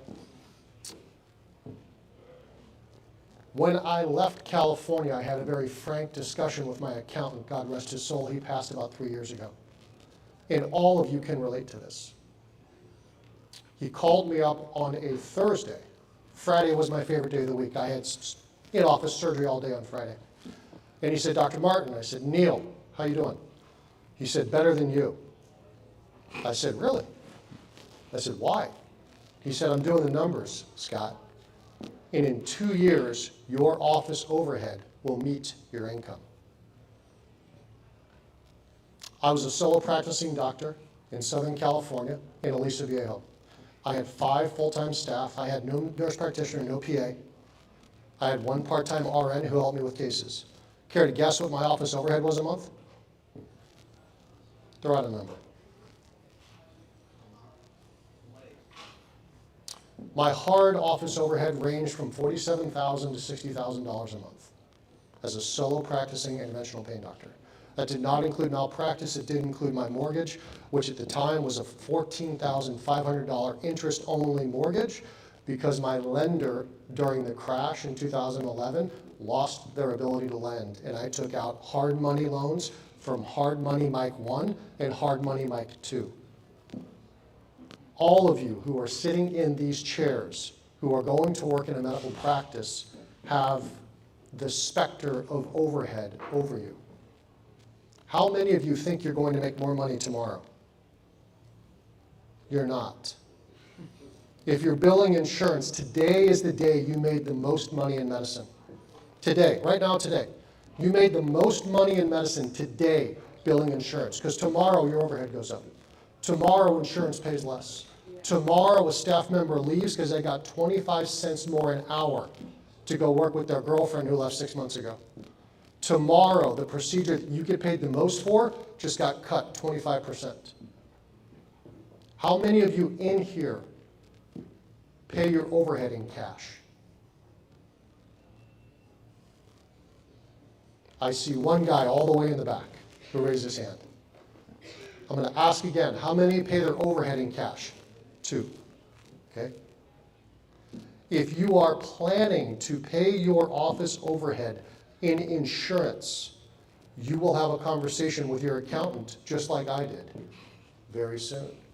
And he will tell you you have X period of time before you can no longer make overhead.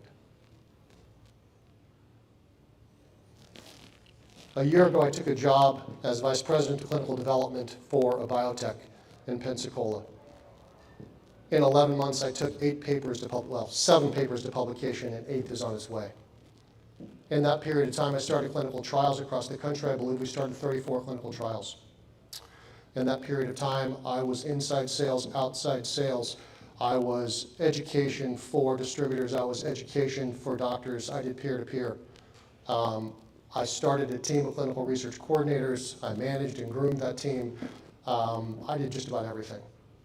Everyone sitting in this room, if you have a medical practice, knows what it's like to have to do everything. When you know what it's like to have to do everything, if you have to worry about overhead, you have already lost the game. How many integrated chiros are in this office? Okay. How many doctors are in this office that are not integrated chiros? How many doctors are here? I don't see any. Okay. The 2 integrated chiros here make more than every doctor combined. Why? Because they were taught the business of medicine. As a physiatrist who then did fellowship in interventional pain, I was not taught the business of medicine. The best day in my life was when Medicare paid me $4,950 for a spinal cord stimulator trial. 6 months later, they stopped paying that. 2 years later, they started clawing it back.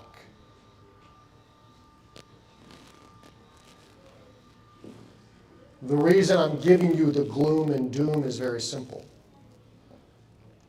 Because if you do something just very simple, you can change the entire paradigm of your practice and change the entire paradigm of your quality of life.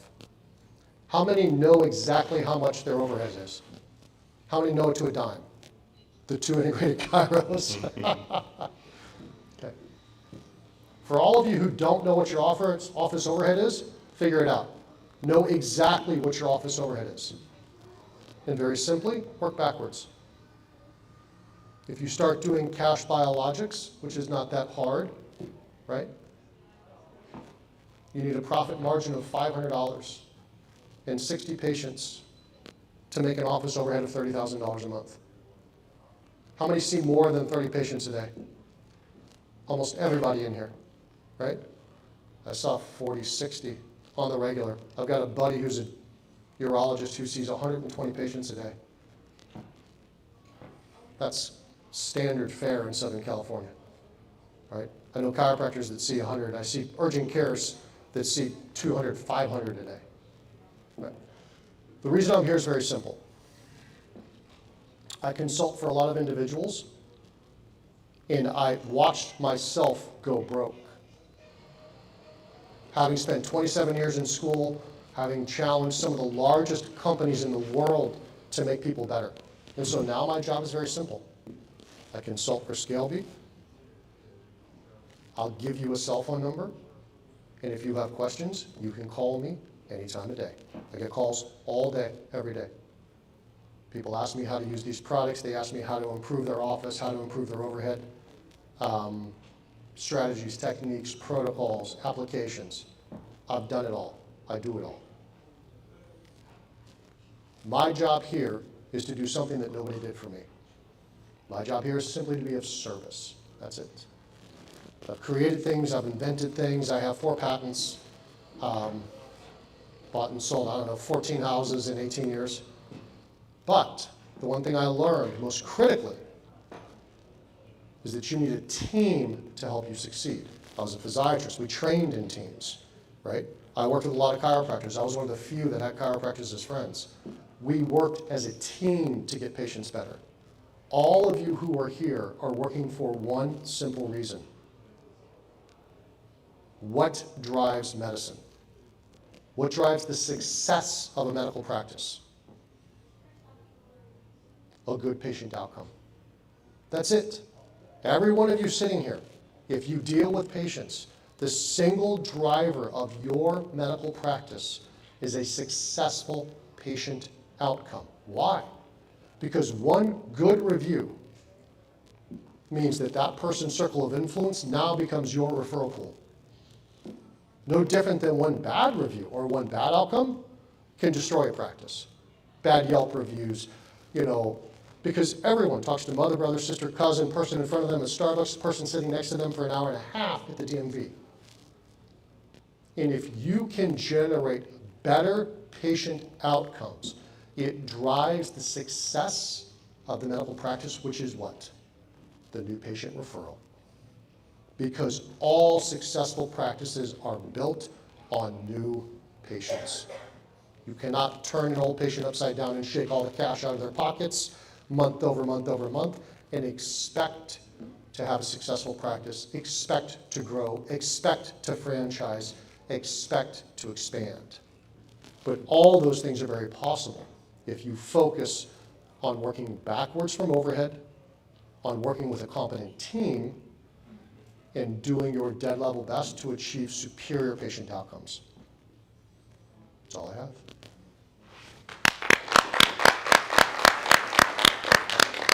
If you have any questions, we're in a booth literally right outside the door. I will gladly give you my cell phone. If you have any questions, call me personally, ask me questions, ask the team questions. That's what we're here for. Any specific questions before I jump off stage? Yes, you're dealing with different types of mesenchymal, all the different biological allografts. Do you know which is better using when you're using for hair restorations, also small? Actually, I can answer that specifically because I've had a hair transplant. I used to draw my own PRP, meaning I would tourniquet my arm, draw my own blood, and inject myself. If anyone's ever injected PRP, it is spicy. It hurts like hell. I didn't do any BLT, I didn't do any blocks, I just injected myself. I was an interventional pain doctor. I trust my hands more than anybody else. What's the best? I went to see the best. The best is Dan McGrath in Austin, Texas. And Dan injected me, and he gave me his protocol. So I can walk you through the protocol. I can actually send you the videos by text. I can show you exactly how to apply. But the single best for scalp restoration is a combination of exosomes and PRP. Right? Exosomes to reduce inflammation. Exosomes is a paracrine vehicular carrier to enhance target tissue delivery and bioavailability of Wharton's jelly. What's the Wharton's jelly there to do? It's an ECM, it's a scaffold. It's there to build the cartilage around the hair follicle, right? Exosomes, chemotactic factors, chemokines, cytokines, bring growth factors to the area, bring blood flow to the area. But if you don't have a stable bit of collagen around the hair follicle dies. Okay? For all of the things that I've injected in my head, and I had the whole carpet rip in the back of the head with the little plugs. God, thank you, I don't look like a doll. But, you know, I've injected all sorts of things. The single best has been a combination of exosomes and Wharton's jelly. Remember, if you're injecting these products, some Wharton's jelly products are very tissue-based. They're very thick. You can't push them through a 31 gauge needle. So you have to have a nanonized Wharton's jelly, right? Platinum does. All right, you have to have an exosome product that actually works. You have to have it where it's complementary, it will flow, right? Some are not, right? Some congeal, some are gross. Some come from China. I'm sorry, they do, right? If it's too good to be true, the price is too good to be true, the product's too good to be true. Any other questions? Scalp restoration is probably one of the single most important things in biologics, right? Look at all of the toxic reactions that people are suffering, right? We've got post-COVID, we've got post-COVID injections, we've got chemo-induced neuropathy, toxic neuropathies, just environmental stress, right? These all cause hair loss, right? What is the solution? A $10,000 transplant and a zipper on the back of your head? I think not, right? Every time I get my hair cut, the barber's like, oh my God, what happened? Would I do it again? No, but I didn't know any better. I got a hair transplant when I came out of fellowship. Came out of fellowship, I had 2 little kids. God, could barely keep hair in my head, you know, I'd like try to glue it on. Any other questions? And technique's easy. It's all right, we'll go out there. If you have another question, yeah, what?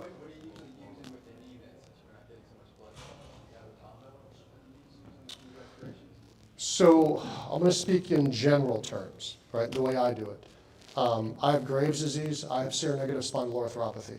50 years old, I work out twice a day. I have to, because I have basically a cousin of rheumatoid arthritis. If I don't move, my body freezes up. My Graves' disease is bad, right?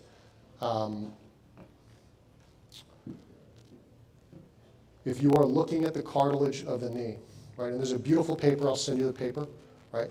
And it changed my complete understanding on how biologics work. If you're going to try to improve cartilage density in the knee, you're going to look at a structural tissue defect, call it the meniscus of the knee, right? How are you going to get that cartilage to rebuild? Are you going to inject MSCs? Or are you going to get MSCs? Right? It's not how things work, right? If we inject a Wharton's jelly product, which is a scaffold, it's ECM, right? And we use other biologics to basically improve chemotactic factors to bring things to it. There's a beautiful paper that looks at how MSCs are drawn out of the adjacent bone marrow, right?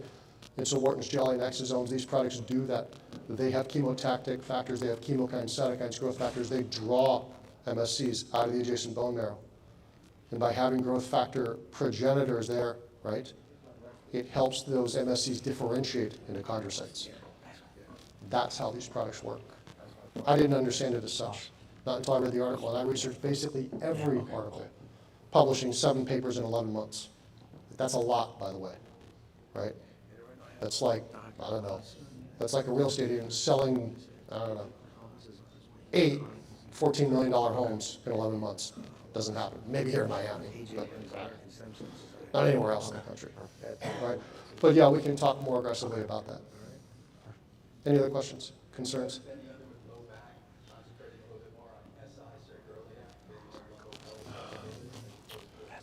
So I'm a physiatrist, right? And chiropractors understand this, and most functional medicine folks do, and even aesthetics folks, right? You have to have some craniosacral alignment, right? So if you haven't done your homework to look at an area that hurts, and if it's the lumbar spine, if you're not looking above and below the problem, you're missing it, right? If you haven't looked for leg length discrepancy, if you haven't looked for SI dysfunction, if you haven't looked for scoliosis clinically before you offer, and order x-rays, right? If you haven't done those things to make sure that they're not out of alignment, they don't have a subluxation, that they don't have, facets that are locked up, they don't have a misalignment of their pelvis, right? And you're focusing on a disc. That disc pathology is minor, right? That's one part of the problem. That disc is causing paraspinal splinting. That paraspinal splinting is pulling on any gentle or subtle scoliosis. That's accentuating leg length discrepancy. That's causing more inflammation in the SI joint. Because if you have a functional length discrepancy or a real one, you're striking that site harder, causing more impact force at that level, right? So what I like to do very simply is I try to find out the largest generator of pain. Once I've isolated the largest generator of pain, I'm trying to figure out who his cousins are, who's number 2, who's number 3, and then attack them subsequently, right? And I only treat unilaterally.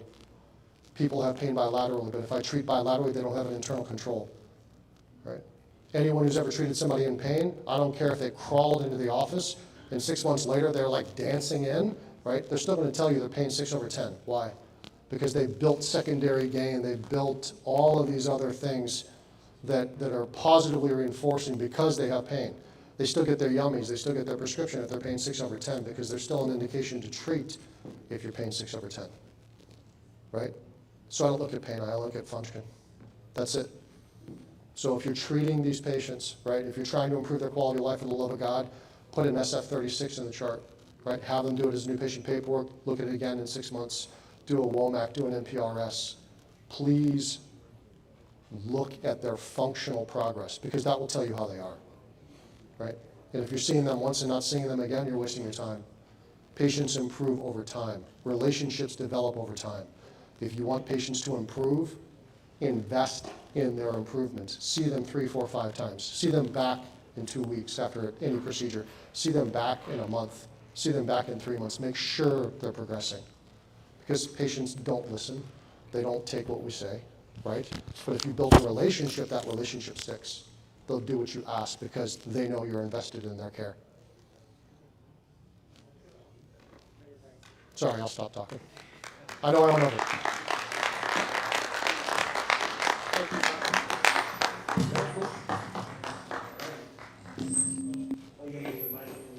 Let's give it up for Dr. Scott Martin. All right, we're going to keep moving. Take my cell. You can call me anytime. Here, Dr. Michael Tracy, who came on from California, and then we're going to have a break to lunch. You're here for the VIP lunch. We're going to have that right outside. We're also going to have a working lunch back in here where Pat Zimmer, we're going to interview him, and Omar Perry, who's also going to be speaking here. He's one of the founders of one of the biggest fitness companies in the world. Has been speaking with a friend for over 30 years, maybe longer. So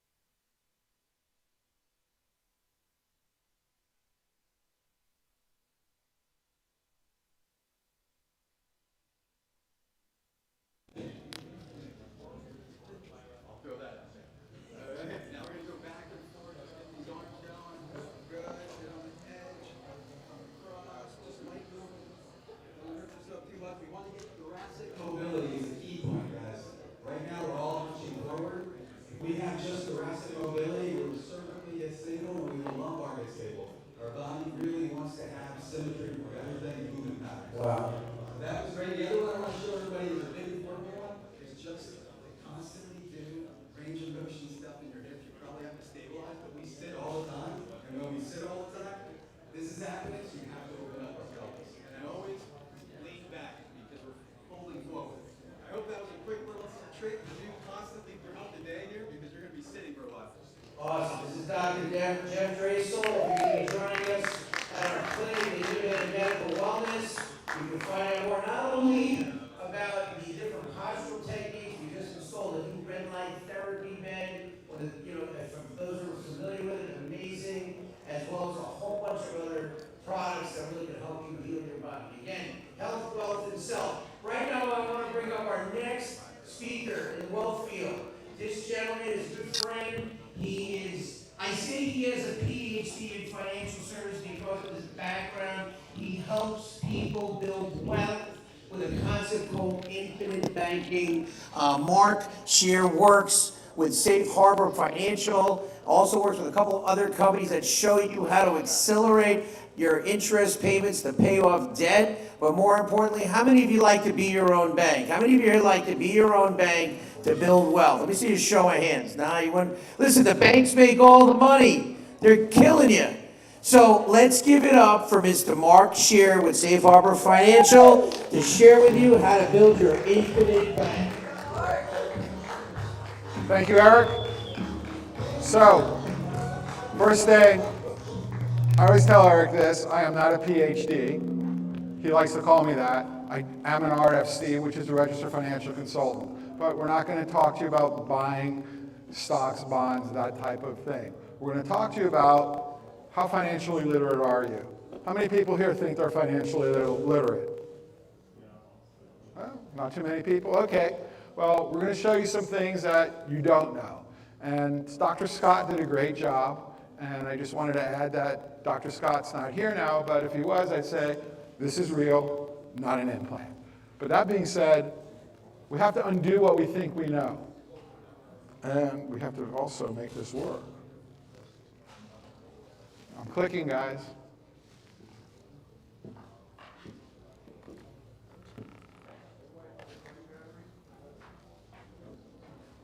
Okay, so you know we don't know what we don't know. And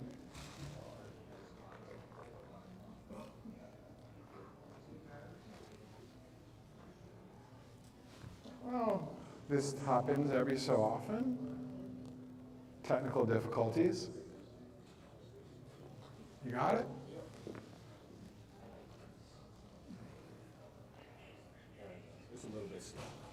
Okay, so, but it's not so much what we don't know is the problem, it's what we think we know that we don't know. I probably have to stand over here to make it work. There we go. So it's more that what we don't know that just ain't so. Okay, so we're gonna have a little play game. We're all sitting, some of us have pens, some of us have paper. If you don't, take out your smartphone. We're gonna do some very basic math and we'll have a little fun. So, write down a number between 1 and 10, or tap it into your phone, okay? We want to double that number. Take a second to give you a minute. And then we're going to add 8 to that number. Now comes the hard part. We're going to divide that number by 2. And then we're going to subtract the original number we started with. I'll give everyone a couple seconds here to get caught up, okay? So I'll give you a hint. You should be looking at a single-digit number. If it's a double-digit number, not good. So I want you to assign an alpha value to that single-digit number. If you wrote down 1, put A, 2B, 3C, 4D, 5E, etc. Now we're going to throw a little geography in there. We might have some Jeopardy contestants here. But we need to find out or write down the name of a country, not a state, that starts with that letter. Okay? Now, I want you to go to the next letter in the alphabet. If you wrote down A, go to B, B, go to C, D, go to E, E, go to F, F, go to G, and let's put down the name of an animal we typically find in the zoo that starts with that letter and the color of that animal. You guys got it? Everyone put your hand up that got this. How many people got that? I see a lot of smiles, right? How did I do that? Because you're predictable. People are predictable, right? Now, one thing I will mention, anyone put down Djibouti? Good, because Djibouti is not a country. It is a city in the Arab Emirates. So,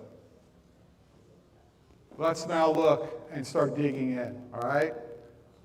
Average actual.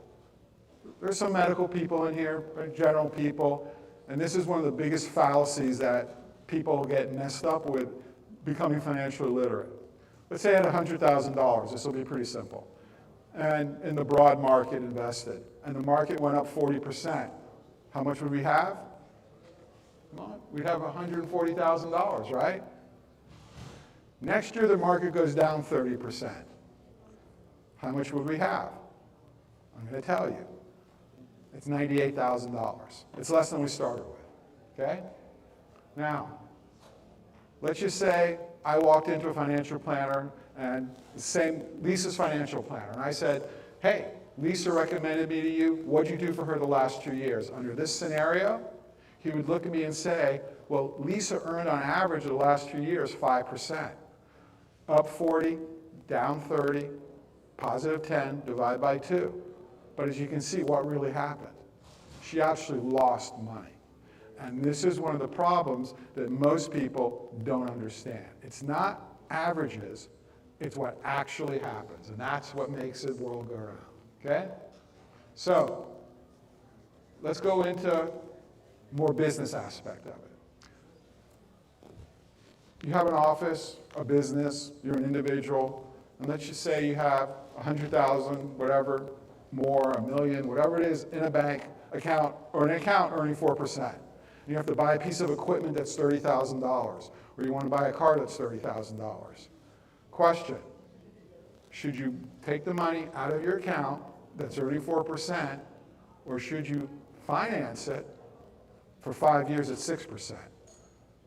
Who says take it out of the money of the account earning 4%? Nobody? Who says finance it for 5 years at 6%? Okay, a lot of chickens. Come on. No one wants to give any opinions? Okay, so I'll show you. Most people say, and most CPAs and financial planners say, you would never borrow at 6. You would pay cash. So let me show you what would happen.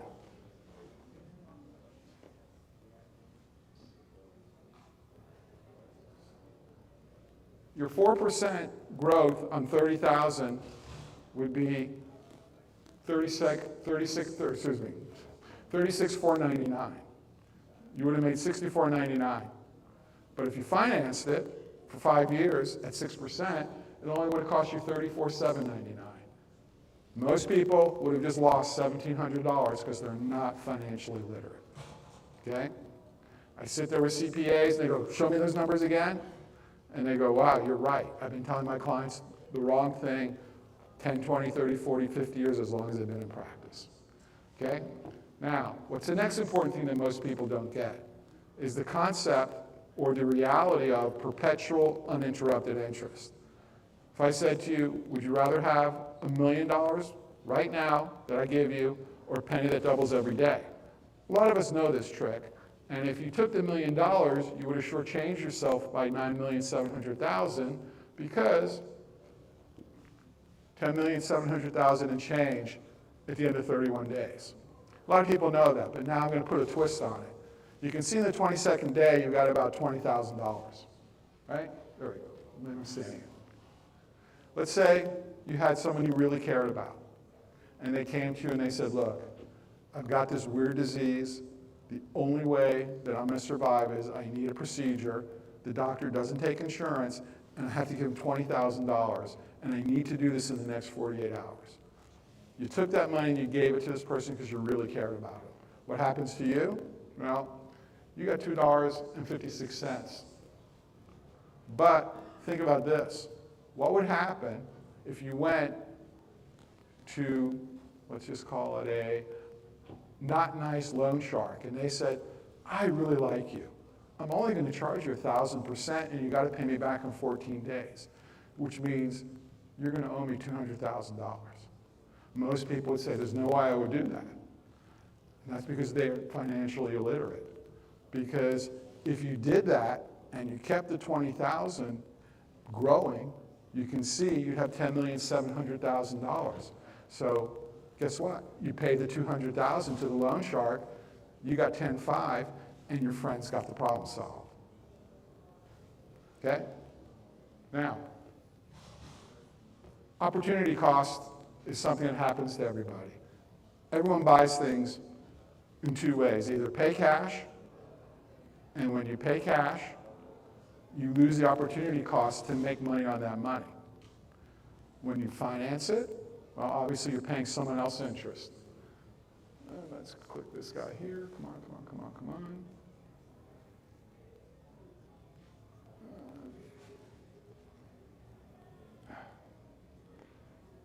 Why is it overlaying like that? So, it's not our, that's something on your end.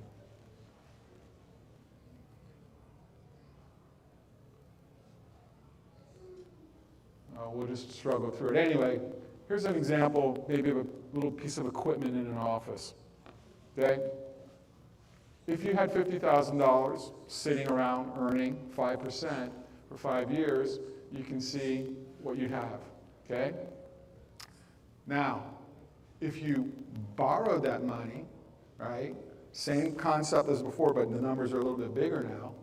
You can see what it would cost you to borrow it. And 13.8 minus 66 is roughly 7,000 and change that would be in your pocket. So what would happen if your money could do both jobs for you?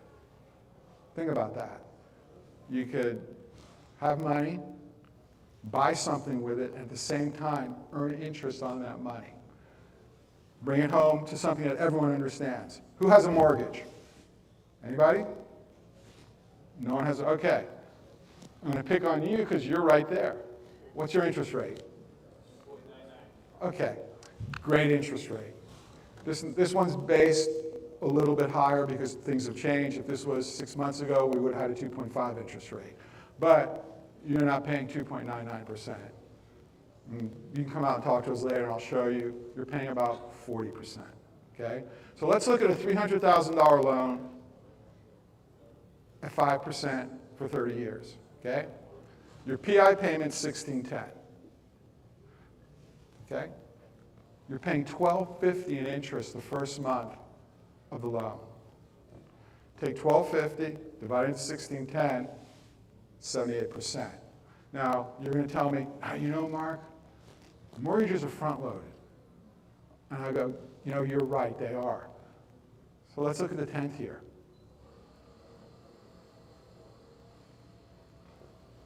'20th year. You're not paying 5% to the middle of the 28th year. This is why banks have their names on the sides of big buildings everywhere you go. Okay? Now, yeah, you have to get a lot of folks have to get a mortgage to get a house, but the trick is to figure out how to pay it off as quickly as possible. And this is something I really like to talk about. It's not happening now, but it was happening the last 5 years. Most people move every 8.25 years in the United States. So if this was a larger group, I'd say who's lived in their house more than 10 years? Most people wouldn't be putting their hands up, but there would be some that did. And I'd say, great. Did you get this call from your bank or your friendly mortgage lender saying, hey, you're such a good client, this is generally in the 9th to 10th year, you're such a good client, we're going to lower your interest rate by 1.5 points, which would be 150 basis points. We're going to save you $400 a month on your mortgage payment. They go, yeah, I did that. And I go, great. Realize what you just did. You went from, in this example, take me back, 63% back to 78%. Oh, and by the way, the mortgage lender or the bank's going to go, you're such a good client, we're going to pay your closing costs as well. When I do that in large groups, there's always people who get purple, run out, and you can hear them yelling on their phones to their wives, saying, I told you we shouldn't have done that. I'd love to hear the other side of the conversation. We all buy cars. Some of us lease, and we'll get to that in a second. Average American buys 11 cars during their lifetime. And we're just going to look at, you can pay cash, you can borrow, and BYB doesn't mean bring your own bottle. It means come be your own bank, okay? So let's just look at, and again, the slide's a little old, we probably need to update it, but you can still find a car for $30,000.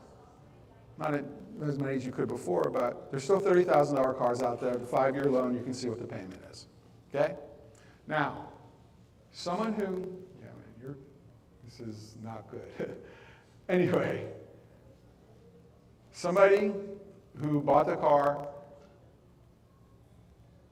by financing it would spend $378,203. And I go, who paid cash? And those people go, I pay cash for everything. I go, congratulations, you saved $48,203. But realize in both of those instances, after you bought the 11th car 5 years later, what do you have in the bank? 0.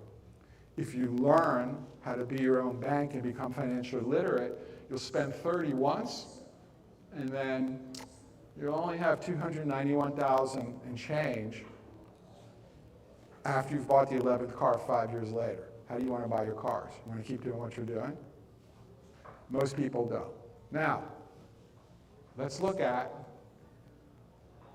leasing. And this could be a car, and this, especially in this group, could be medical equipment in your office, okay? So here's a $10,000 a year lease. And medical equipment's probably going to cost you more, so just imagine the numbers being bigger when we get to the bottom. So there's a car, 4 years, what happens? You spend $40,000, okay? When the lease is up, what do? You give your car back, and you walk, take the bus, take a bike, take a scooter. What do? You lease a new car. In the medical world, you have medical equipment. You're probably, something new's come out, so you're probably going to want to lease something else again, right? So after the time, 5 times, you spent $200,000 and you own nothing. You've got a little bit of a tax benefit, no doubt, but what would happen if you had done it our way and you have $300,000 in the bank, plus you own that last piece of equipment or the last car you bought? Makes you think a little bit, right? And most people don't want to talk to you about this because it's not in their best interest. And why does that happen? Here's why. How many people in this room think nutrition is an important part of your life? Right? How many people are MDs that are sitting here now? Okay, how many people know MDs? Right? Just later today, tomorrow, go, I met this crazy guy. Got to ask you a question. All the time you spent in medical school or pre-med, how many classes you got on nutrition? You know what the answer is going to be? This or this, right? I want you to think about a CPA. What is his curriculum? It's accounting, assets and liabilities, FIFO, LIFO, and the U.S. tax code. He's not taught how money really works. And I'll just give you a really quick example. Most people have heard the following statement. It's good to have a mortgage because you get to write off the interest. How many people have heard that? Right? A lot of heads going up and down.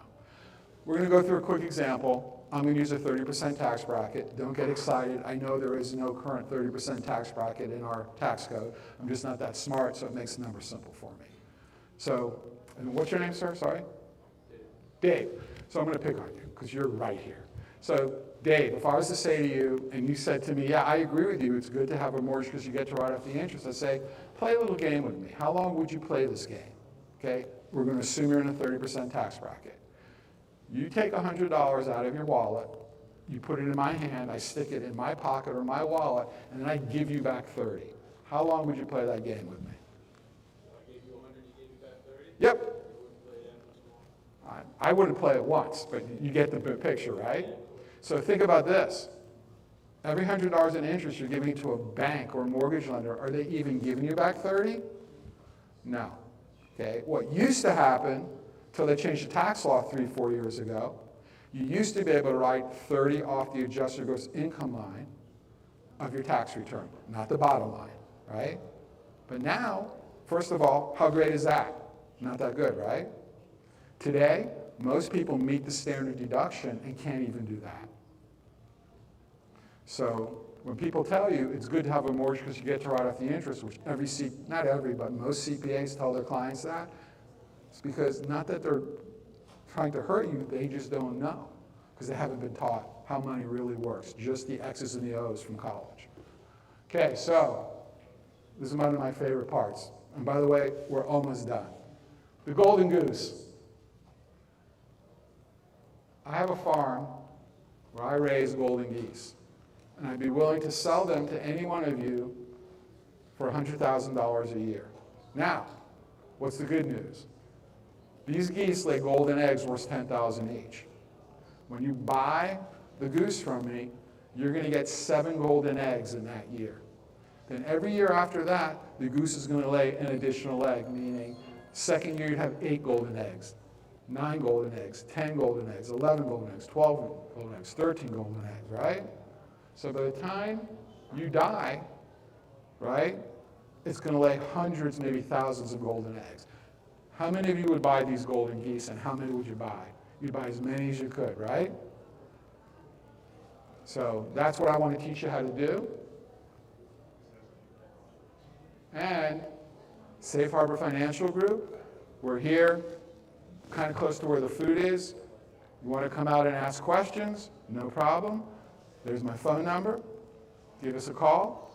My office will be glad to direct you. And I appreciate your time today, and hopefully this was like going to a good dentist. It didn't hurt, and it was a little funny. Thank you very much.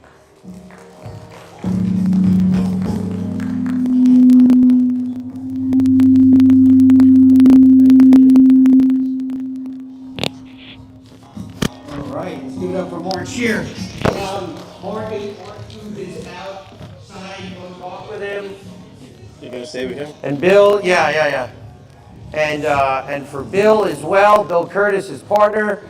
These guys are amazing at what they do. He's going to turn up the music here in a second.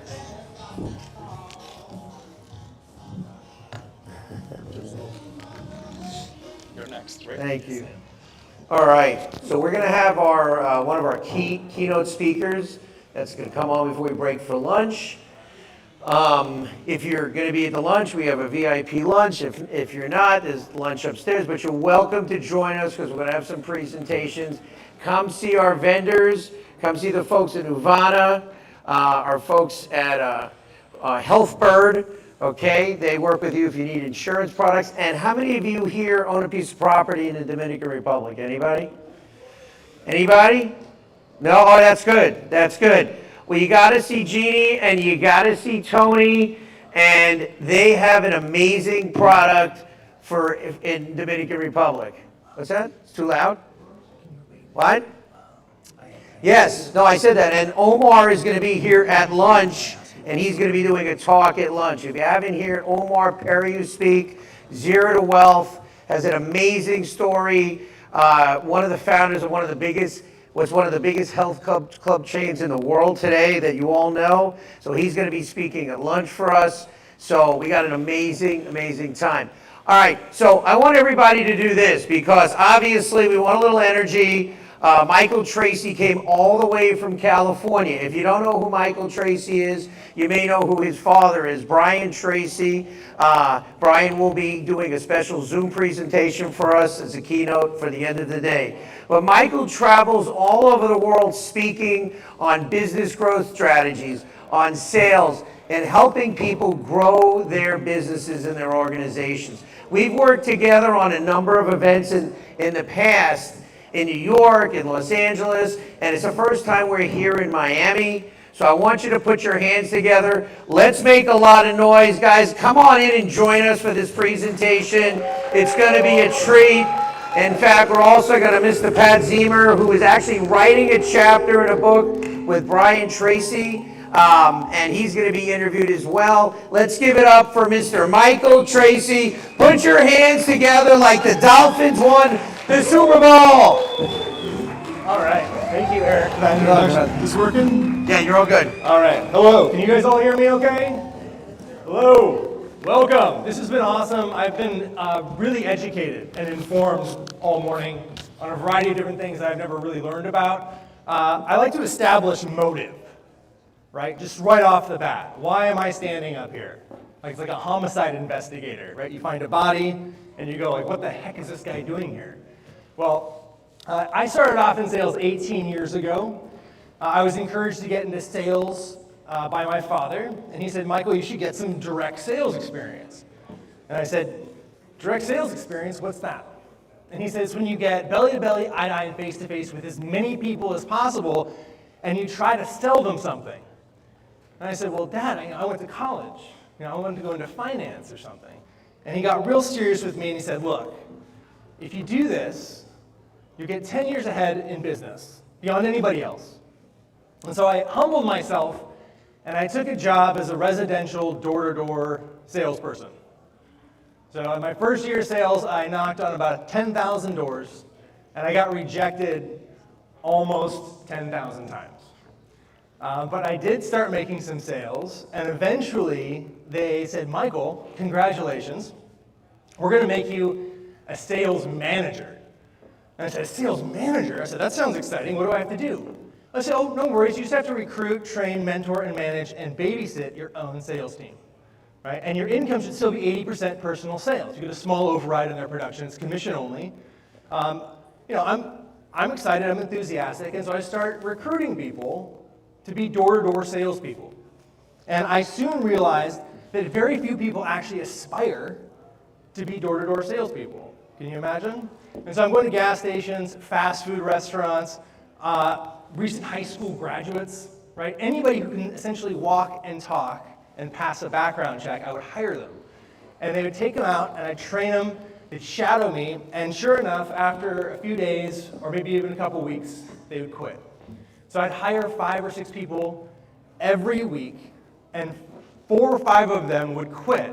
One of them would stick around, and just a few would stick around past the 4th or 5th or 6th week mark.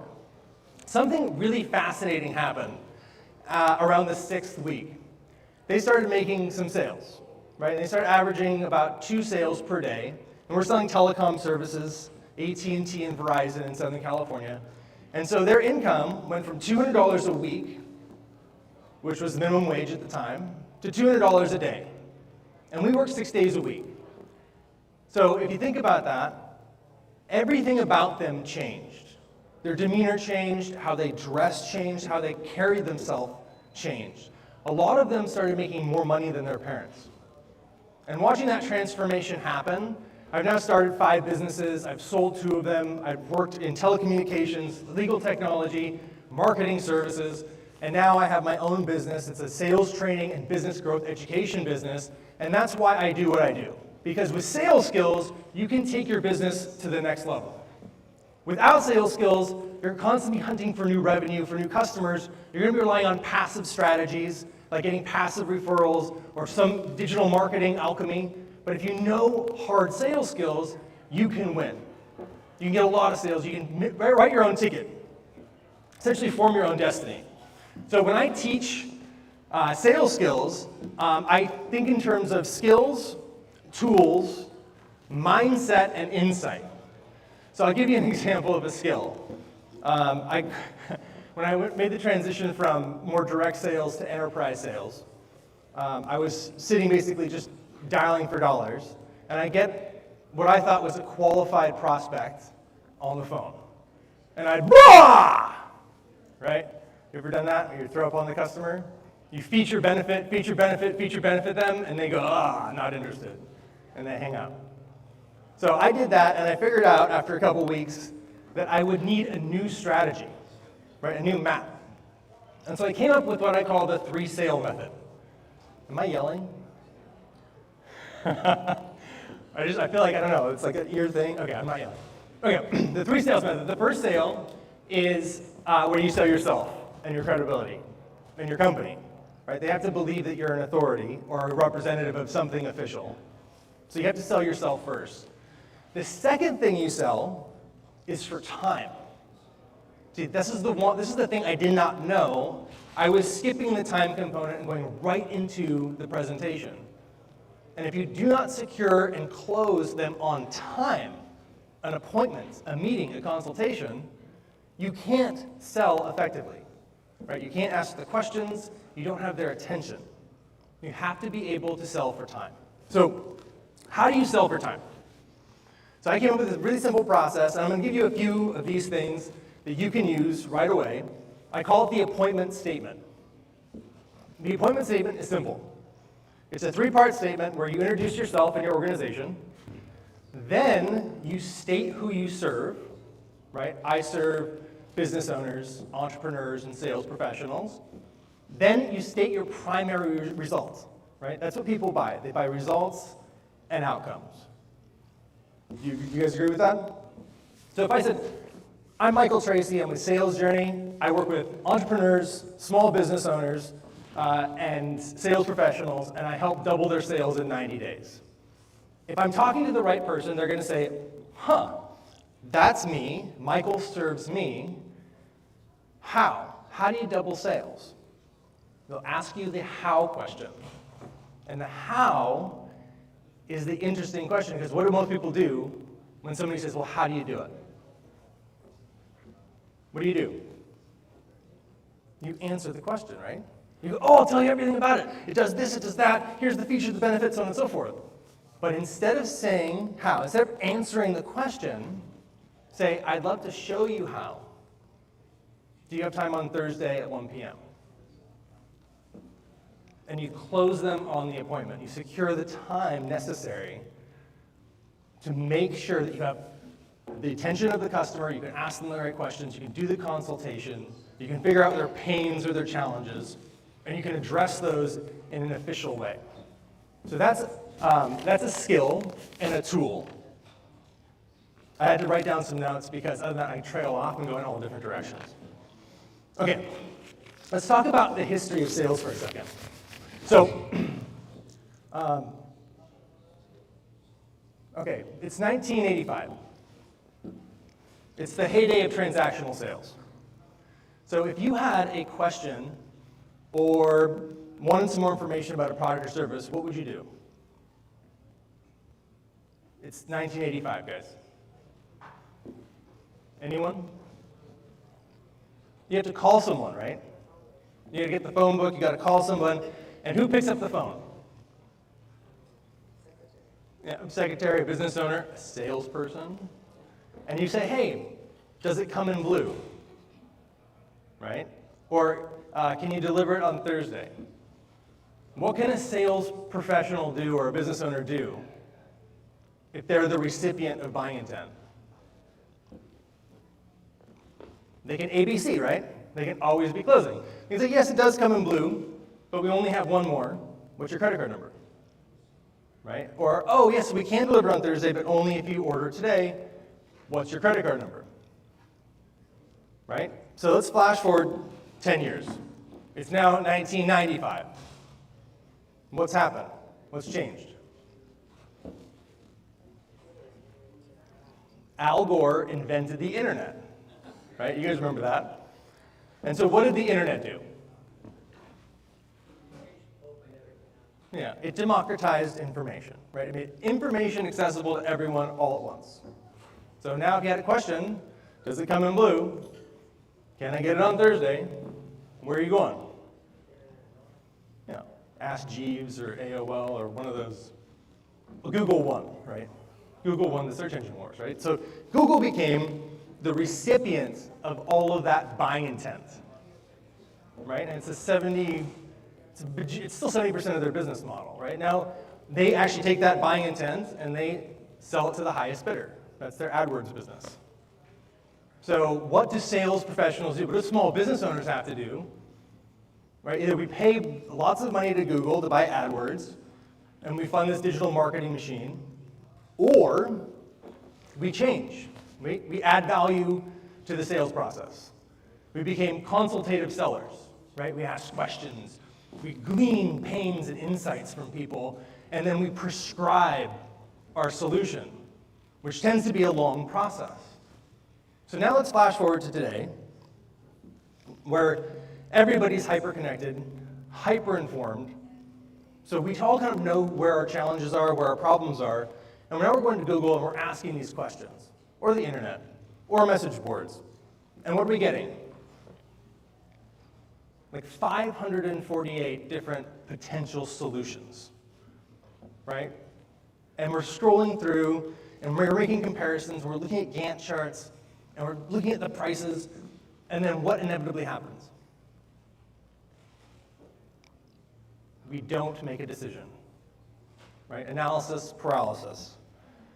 And so this is the new selling is insight selling, right? It's coming into the equation with these hyper-informed potential customers who don't want to make a decision because they don't know which one to pick.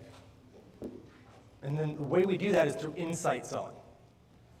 We elevate the understanding of our prospect. We elevate their understanding, and by doing that, we empower them to make a good buying decision through education. So, does this all make sense so far? So, in order to do that, we have to figure out what level of understanding is our customer on at that particular moment in time. Because there's something called the curse of knowledge. You guys know what this is? You assume everybody knows everything that you know. And so you try to meet them at that level every single time, and you know what somebody will do when they're speaking to somebody who knows something more than them? They'll pretend. That's exactly right. They'll pretend, but they won't understand you, and so it'll go right over their head, and you'll make no progress. So you have to design questions that measure their level of understanding, so you know where they are, and then you have to bring their level of understanding up gradually, one little lesson at a time. And what's cool about understanding is it's a ratchet. Right? Understanding is a ratchet, and that means it only goes in one direction. Right? You can't go back to ignorance. So that's insight selling, and it's a beautiful way to win your customers, because when you teach somebody something new and elevate their understanding and empower them to make a good buying decision, right, that creates reciprocity, and it's also like a Trojan horse. If you're dealing with multiple stakeholders, you can teach one of them a lesson, and they'll go back and teach it to all of their colleagues and all the other stakeholders, right, and they'll take credit for it. But it will point back to your specific benefit or solution, right, and it will position you as an expert. So that's insight selling. The next I'm going to tell you is a mindset, right? And I learned this mindset from a very interesting gentleman, and I'm going to need a sip of water before I do this character. Does anybody have like a glass of water? So I was just telling you that it's an animated character, so I want to make sure I do it right. Thank you, by the way. So when I was saying to you earlier, is that I was recruiting door-to-door salespeople in the Inland Empire, and I remember I went and I recruited this one gentleman who just graduated from high school, and I said, hey, he was applying to McDonald's or something like that, and I said, hey, do you want to do door-to-door sales? You could probably make a lot more money. And he said, oh yeah, sure, I'll try that. I said, okay, great. And so we filled out the paperwork, did the background check, got him his shirt and his badge. This is for Verizon at the time. And I took him out, and he shadowed me for the first couple of days. And then we did some in-office trainings. Hey, thank you so much. I appreciate that. All right, so much better. Okay. All right, trust me, this is a great one. So I did some in-office trainings, and then he went out, and after 2 or 3 weeks, he started bringing back 5 sales a day, right? Which is like $500 a day, and we work 6 days a week. So here's a guy who's about to apply at McDonald's. Now he's making $3,000 a week, right? $500 a day, yeah, something like that. $3,000, $12,000, yeah, $144,000 a year, right? From some guy that just graduated high school. And so I'm like, oh my gosh, and his name was Derek. I said, Derek, what are you doing? What's going on here? Like, can you train the rest of the team? We had like 30 people in the office. And Derek's like, I'm really uncomfortable about training, so they don't want to train. I was like, well, how about this? How about we position you in the front of the room, and we'll have everyone else in the office just act like tough customers, and they'll just ask you product knowledge questions and throw out objections, and you just answer them exactly how you would at the door. And so he agreed to do that. And so, you know, we position everybody in the office, people start throwing up objections and questions about the product, and it becomes painfully clear that Derek knows nothing about the product. And he can't answer a single objection, right? So now what am I thinking? This might be fraud, right? I'm thinking Derek is like, he's figured out how to game the system. He's filling out false orders or something, and oh my God, I'm accountable for that. And this is like a couple months in. So I'm like, and I don't have any proof or evidence, and so I say, okay, look, Derek, why don't I just come and shadow you? I'll follow you around, you sell, and I'll just watch what you do, I'll learn what you're doing, and then I will teach it to the rest of the team. Because I really wanted to see what he was doing out there, because I wanted to make sure it wasn't fraud. And so we get to our neighborhood, and we hop out of the car, and we're at the third door, and you know, Derek knocks on the door, and this gentleman answers the door. And Derek's like, hey, how's it going? It's Derek from Verizon. How you doing today, sir? And the guy's like, whoa, kind of taken aback, and he's like, no, he's like, I looked into, you know, your prices are too high. And Derek's like, oh, sir, we got the best prices. They're better than the prices you're paying now. They're the best. And the guy's like, look, you don't get the NFL channels I want, okay? You don't have the right NFL package. And Derek's like, oh, we got the best NFL package. It's better than the one you have now. It's the best. And the guy's like, so, okay. He's all, I'll take it. And so Derek got his first order. And I'm like, all right. So that's called a laydown. It's like where somebody was probably going to do it anyway, and they just needed some incentive, right? And I'm like, it's luck. You got lucky. So we get, 10, 15 doors down, and Derek knocks on the door, and this woman opens the door, and Derek's like, hey, how you doing today, ma'am? It's Derek from Verizon. How you doing? And she's like, no. She's like, I looked into your service. I don't want it. And Derek's like, oh, but man, we got the best service. It's better than the service you have now. It's the best. And she gets like visibly upset. And she goes, look, bud, it's not a good time. Derek steps back, and he's like, oh, but ma'am, it's the best time. There's no better time than now. It's the best. And this goes back and forth for like 30 seconds. And she goes, okay, I'll take it. Gets the second order. And this goes on all day. Derek gets his 5 orders. So here's a guy, doesn't know anything about the product, can't answer a single objection, and he's like outselling everybody in the office. Right? Because of one thing. What does he have? Close. Enthusiasm. Right? He's so enthusiastic that when these people are encountering him, what they're going is, I just thinking to themselves, I just don't want to ruin his day. Right? He's so gosh darn enthusiastic. Now, I'm not saying go sell your clinical services or anything technical with enthusiasm alone, because that would be crazy. But what I have learned is that with enthusiasm, everything is easier.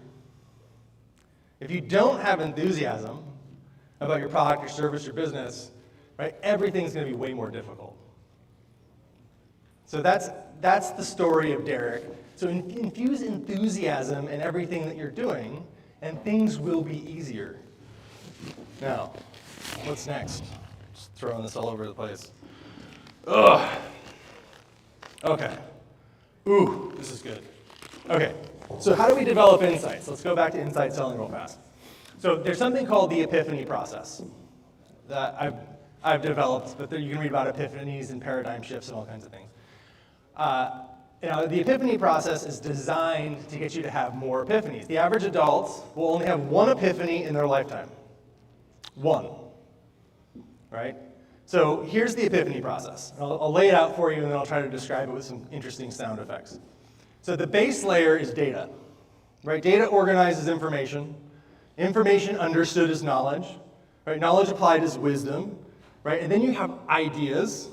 And two ideas connecting and relating to each other in a unique way is called an insight, right? It's like an aha moment. You go, aha! Does everybody have one of those? Okay, so let's give the aha moment a sound effect. We'll call it a, is that fair? Okay, so every now and then, you'll have an aha moment, right? And it will spark something that sounds like this, right? You'll have like one insight that will cause a cascade, reaction, or all these new connected ideas all of a sudden happen, and you have an epiphany or a paradigm shift. Like after that, you can't go back. You literally become a new person. So how do you have epiphanies? Anybody have any ideas? Okay, it's long form reading. I know you didn't want me to hear me say that. Well, it's reading books, right? Because little ideas can be congested into little blips and listicles on the internet, but big ideas take long books with smart people. And so you have to read books. It's a lost art. And growing up with my father, I remember when I was just learning how to read, I'd go pick off books off his shelf, and I'd open the books, and there'd be all this writing, all this underlining in different colored pens. And one day I asked him, I said, "Hey, Dad, why are you scribbling in all your books? I don't get to scribble in my books." And he goes, "Oh, Michael," he's all, "those aren't scribbles." He goes, "When I read with a pen." Holds up the pen, he goes, "This is a spear, and I'm hunting for ideas. I'm hunting for insights. And when I connect two pieces of information that were seemingly unrelated, I'll make a note in the margin to another book that I was reading." Right? And then when I read the book a second time, I'll use a different color pen. And I'll find new insights, new ideas. And so that's how he does it. That's how I was raised to do it. So when you read actively, you retain 95% of what you read. When you don't read actively, you don't read with a pen, you retain 5% if you're lucky. If you're lucky. So read with a pen. Even if you see my dad in the airport or a restaurant, and you say, "Hey, Brian, do you have a pen?" He'll reach into his pocket, and he'll pull out a red and a blue pen. He still every single time it's like a habit. It's like his little, gun holster. All right, what's next? Okay, so here's a question I get frequently. They say, what was it like, growing up with Brian Tracy as your father, right? Because he's a professional speaker, noteworthy author, and everybody, and I think that in their mind's eye, just imagine me kind of sitting there with a notepad and him speaking and I'm taking notes. But it was the exact opposite of that. When I said, for example, when I was learning how to swim, my dad would just throw me in, right? I'd flail, flop, contort, and get to the side barely. That's how he taught me. When it's like, it's like, okay, I'm gonna teach you how to ride a bike. You just take off my training wheels. That was it. Selling was the same way. When I said, "Hey, Dad, my sales training business is taking off, but people don't want to book a whole day. They just want 90 minutes. I think I'll be a professional speaker." He invited me to an event to talk to the promoter. And then 20 minutes before the break, he said, "Oh, and now my son's here, and he'd like to speak to the entire crowd for 20 minutes, right? So I just would walk up there and figure it out. So he always did that, and it's because his mental philosophy on learning, right, is like throwing yourself in, and which became a mental trigger for me, because what it means is that whenever you feel like you're going to be uncomfortable, right, whenever you say to yourself, "Oh, that would make me feel really uncomfortable, so I'm not going to do that," you have to resolve to do that very thing, because your comfort zone is constantly shrinking around you, so you have to beat it back. You have to fight it off. You have to expand it constantly. Other than that, you fall into the same grooves and patterns. If you start using that trigger, whenever you say to yourself, "That would make me feel really uncomfortable," then you start expanding your comfort zone. But what will happen is you'll get smarter, and you'll say to yourself, "Well, you know what? That wouldn't make me feel uncomfortable. That would just be really inconvenient.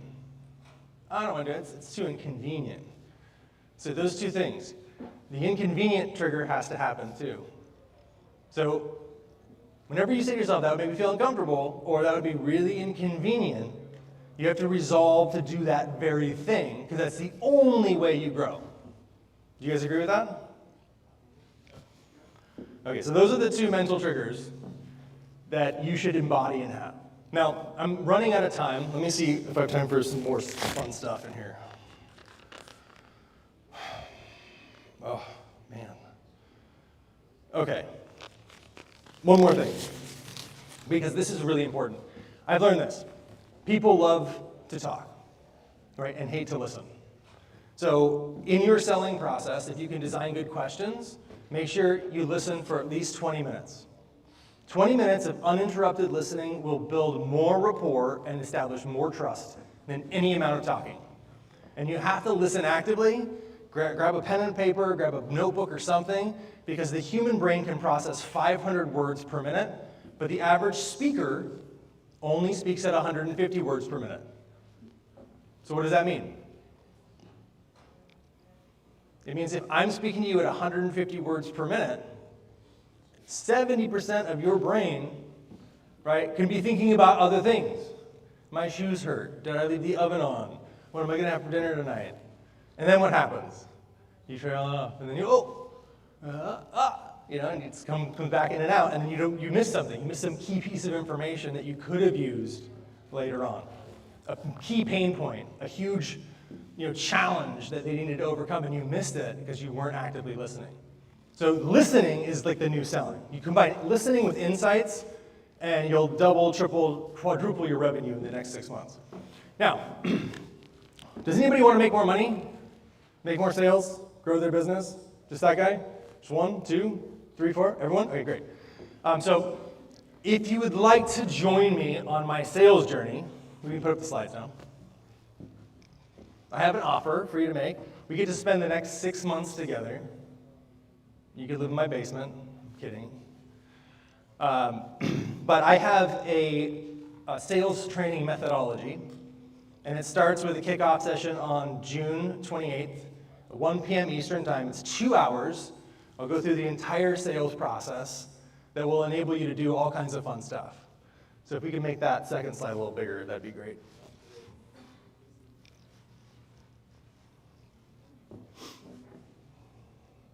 So this is a really exciting time. So check this out. So I'll walk you through the entire sales process, which means you'll learn how to put together a training plan. See, a lot of small business owners, oh, great, thank you, who are the number 1 salesperson at their company. Is anybody the number 1 salesperson at their company? Right. So if you're the number 1 salesperson at your company, then you don't really have a scalable business model. So I can help you build out a training plan. I can also teach you how to find leads and turn those leads into qualified prospects. I can teach you 5 things that will save you 1,000 hours over the next year just utilizing AI. Is anybody using AI right now? A few people. It's all about the prompts, right? AI can't take over your job because you still need to understand the language. So if you understand the language of sales and marketing, you can really leverage AI. I can give you prompts that will write you a sequence of emails that will convert to appointments. I can give you prompts that will write you blog articles that are compelling, will drive people to your website. I can give you a prompt that will enable an AI to respond to emails so you don't have to write them anymore, right? So if you can do that, you can save 1,000 hours of the next year. You can attract more paid clients and customers, fill your calendar. If you had double the amount of appointments, double the amount of consultations, what would that do to your revenue? It would double your revenue. Okay. So reoccurring business, right? Your referral business, so many people don't actively prospect for referrals. I'll give you an example. How many people prospect for their own referrals? Anyone? Most people do, it's all passive, right? You just wait, and sometimes a referral comes and you go, oh, that's great, I got a referral. But what if you could just call an existing customer and get 3 references, 3 referrals? Be pretty cool, right? Do you know how to do that? It's just a quick question. You say, are you happy? Call an existing customer, do it at the break, and say, are you happy? If they say yes, say, hey, do you know anybody that would benefit from a short conversation with me? If you do that to all your customers, you'll double your business in 2 weeks. So this is valued at $1,997. We're going to spend the next 6 months together, so 1 hour every month for the next 6 months, where we'll cover cutting-edge strategies and tactics. I'll teach you how to use the most up-to-date AI tools. You can ask me questions about your business. We're going to keep each other accountable. We'll come up with some key metrics, and I will ask you questions. It's valued at $2,400. You'll get access to an online course, right? 50 plus tactical lessons that all practical, all things that you can learn and use the same day. It comes with a workbook. The content's updated all the time. The sessions are all recorded and uploaded as well. And then the first 10 to enroll, I'll do a one-on-one coaching with you. We'll spend up to an hour. I'll find out the exact big pain or problem in your business, and I'll help you solve it. I'll also give you the advanced appointment statement worksheet, which drives people through the sales process 5 times faster. And then I gamified the entire sales process with a game. It's a sales journey game. It's totally fun because you play the game and you just make money. It's awesome. And then there's a selling style self-assessment, which help you figure out how you communicate with your customers and how different customers need to be communicated with. Plus, Eric has volunteered to have you on his podcast. Just for the first, I think was it first 5 people, Eric? Is it 5? Yeah, it's from 5 to 7. Okay, it's 7. Okay, so that's hundreds of thousands of impressions and eyeballs on your business. $2,000 value. So I'm offering $10,000 worth of value for $997.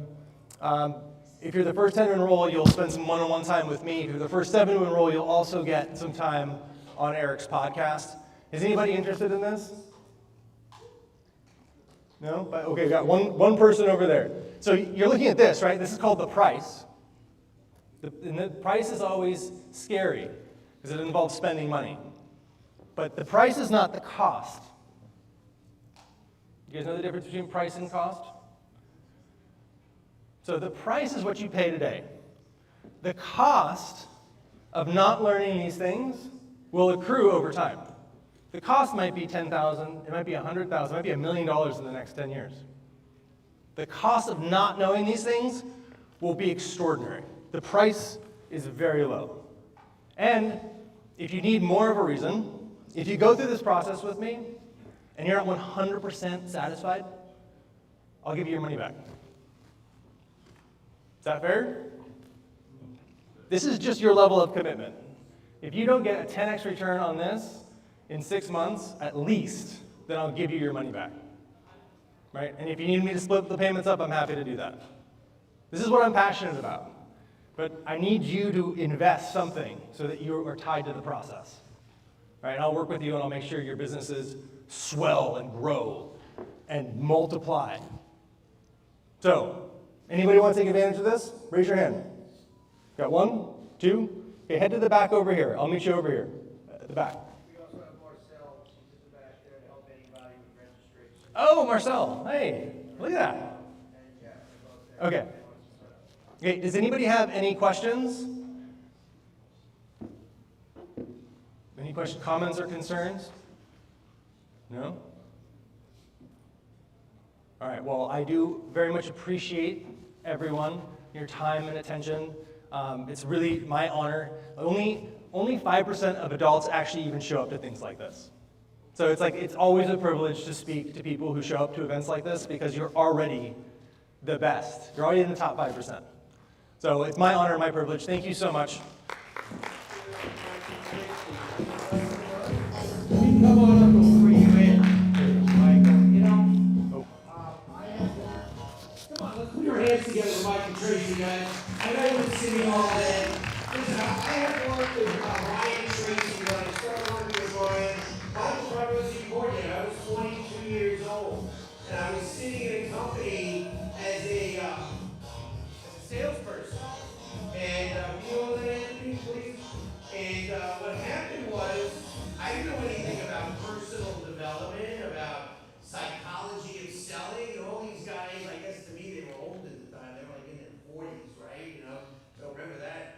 And they said, "Oh, you got to listen to Brian Tracy. It's going to change your life." And so I actually became great friends with one of the promoters. And he goes, "Hey, do you want to go travel and start speaking and and sell tickets to see Brian Tracy. So if anybody had somebody come out to visit them in an office, that's what we did. And I traveled to 35 cities. And that's how I got started in this business. That helped me create these relationships with Brian, with his son Michael, with Les Brown, with the late coach Nick Bollettieri. This didn't happen by accident. So when Michael gives you an offer like this, and then he's going to take the things that he's worked with his father, who you're going to hear later today, who was amazing. I mean, him and I have done interviews for years. He spoke, I can't count the seminars I've created with him. This is something that's going to take your business to that next level with somebody that knows how to get you there. So that's what I want you to think about, number one. And again, this is a personal decision.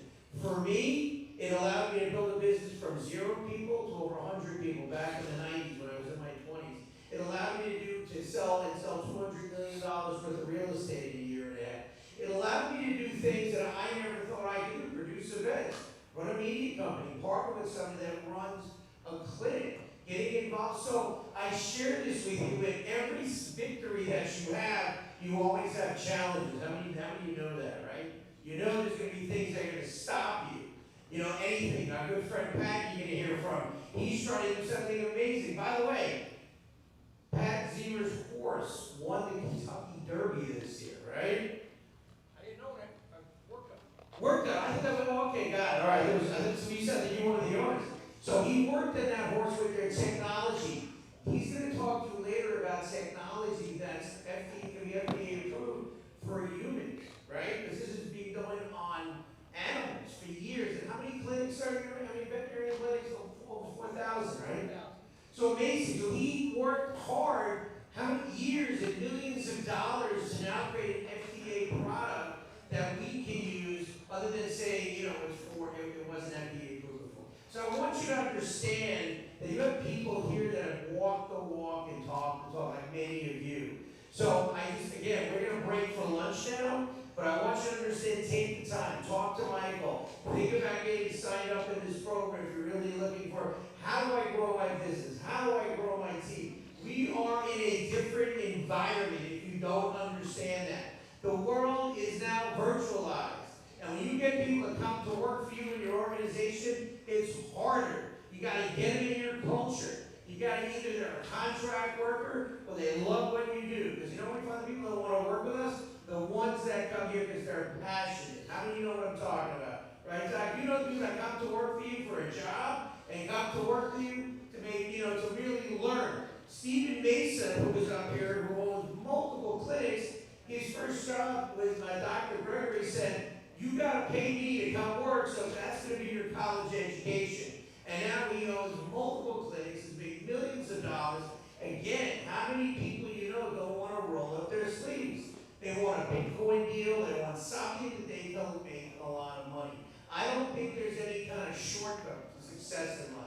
I think it's hard work, dedication, commitment, and it's doing the things that you don't want to do. See, you all came here. I think say, I'm on my way, I'm coming. When's the event over? It's running till we have a cocktail party this evening. There's a dinner for those who are going. You're here to network with so many amazing people. So I share this with you. Take the time that you're here. And I want you to put this in perspective. My good friend Brian, who's in the back, who's a speaker, he talked about this whole access point. He says, I'm sorry I'm late today because one of the members of my congregation, his wife just passed away. So I want you to put everything in perspective about life. Take advantage of the time you're here. There's amazing people sitting in this room. They're outside. They want to meet you. Take advantage and utilize this to go forward. So we're going to take a break for lunch. I'm going to end on that. If you're here for the VIP lunch, it'll be here. We have right outside. We're going to come back in the room. Omar Periu is going to come and speak with us. I'm going to do a quick interview with Pat Zimmer as well. We have a red carpet, so go ahead and stretch. Go out and get something to eat. If you're here for the lunch, it's going to be right here. You can come back here. You can eat outside. Meet everybody. Have a good time. We'll see you back here in about. We'll start that session in about 20 minutes or so. Okay, 25. Again, there's no rush. but we will be back in here all day. Get to meet all your vendors, go see Tony, go get yourself a place in Punta Cana, right? And you can Airbnb it when you're not there. It's a no-brainer when you see what the investment is. Go see the Nirvana people. Go see the folks from Newbie. How many of you have switched? Go switch with Newbie. Start using the glutathione. It's an amazing product. And our good friends, we have Cristiano Roger, our publicist in the house. Thank you very much. You had an amazing event for Sustainable Swim Week. Amazing. If everybody an amazing publicist, there she is. All right, Andy, we take a break, play a little music, and I want to thank you all, and I'll see you in a bit.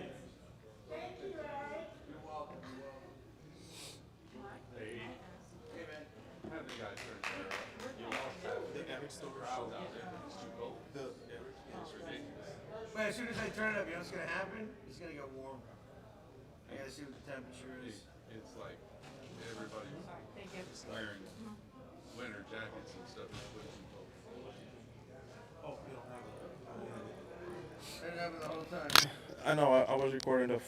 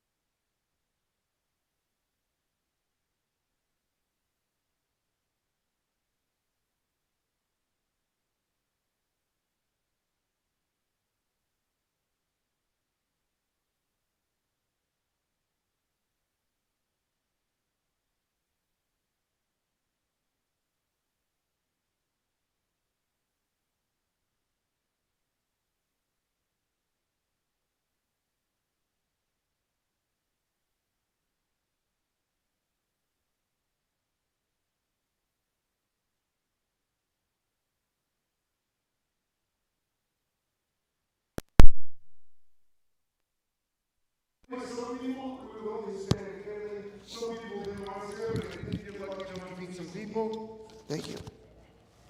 There's some kids that were really kind, and they taught me English.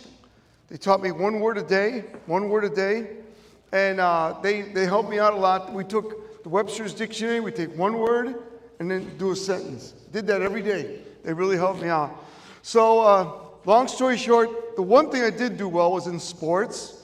I made it to the Olympic trials for the 100 meter, and also held the AU record for bench press, 400 pounds for my weight class. And I was doing pretty good, and I inherited my mother's beautiful voice. My dad says he has a great voice, but it's really my mother. So I got a scholarship for music, and I was doing pretty good. I was in college, and I had a full scholarship for both. And my dad, not speaking English, had accumulated 3 gas stations on auto parts, a block worth of real estate, in his own apartments. Not bad, huh? My dad, though, says if he would have had me, he would have lost everything 3 times.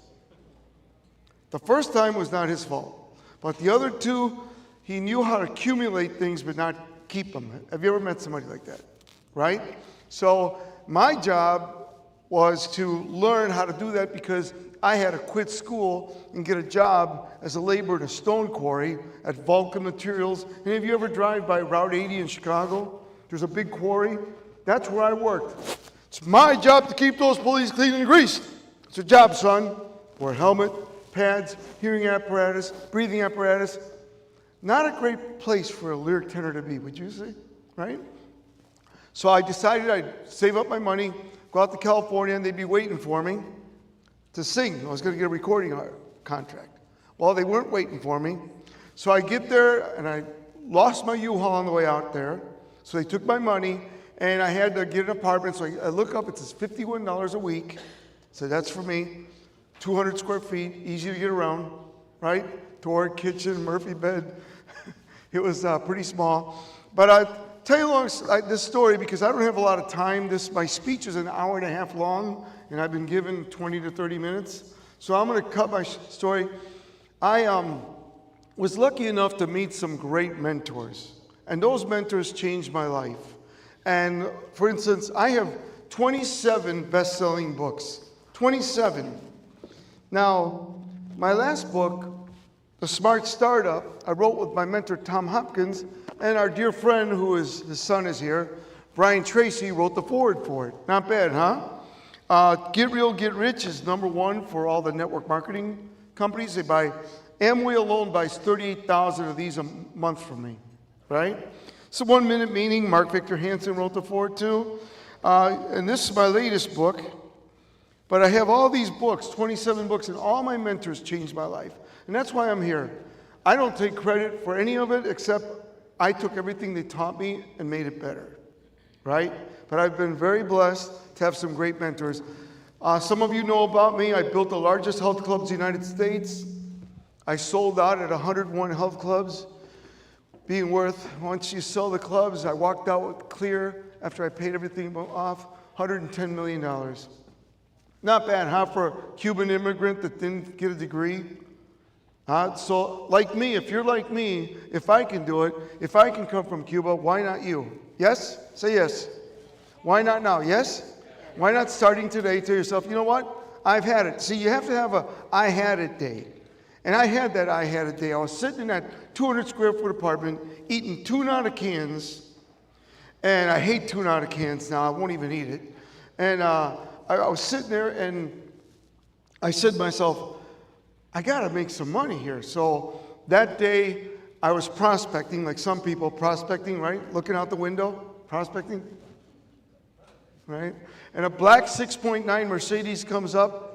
I love cars, I'm a mechanic's son. This guy gets out and I thought to myself, wow, if I could be like him. Have you ever seen a man or a woman you'd like to be like? Yes?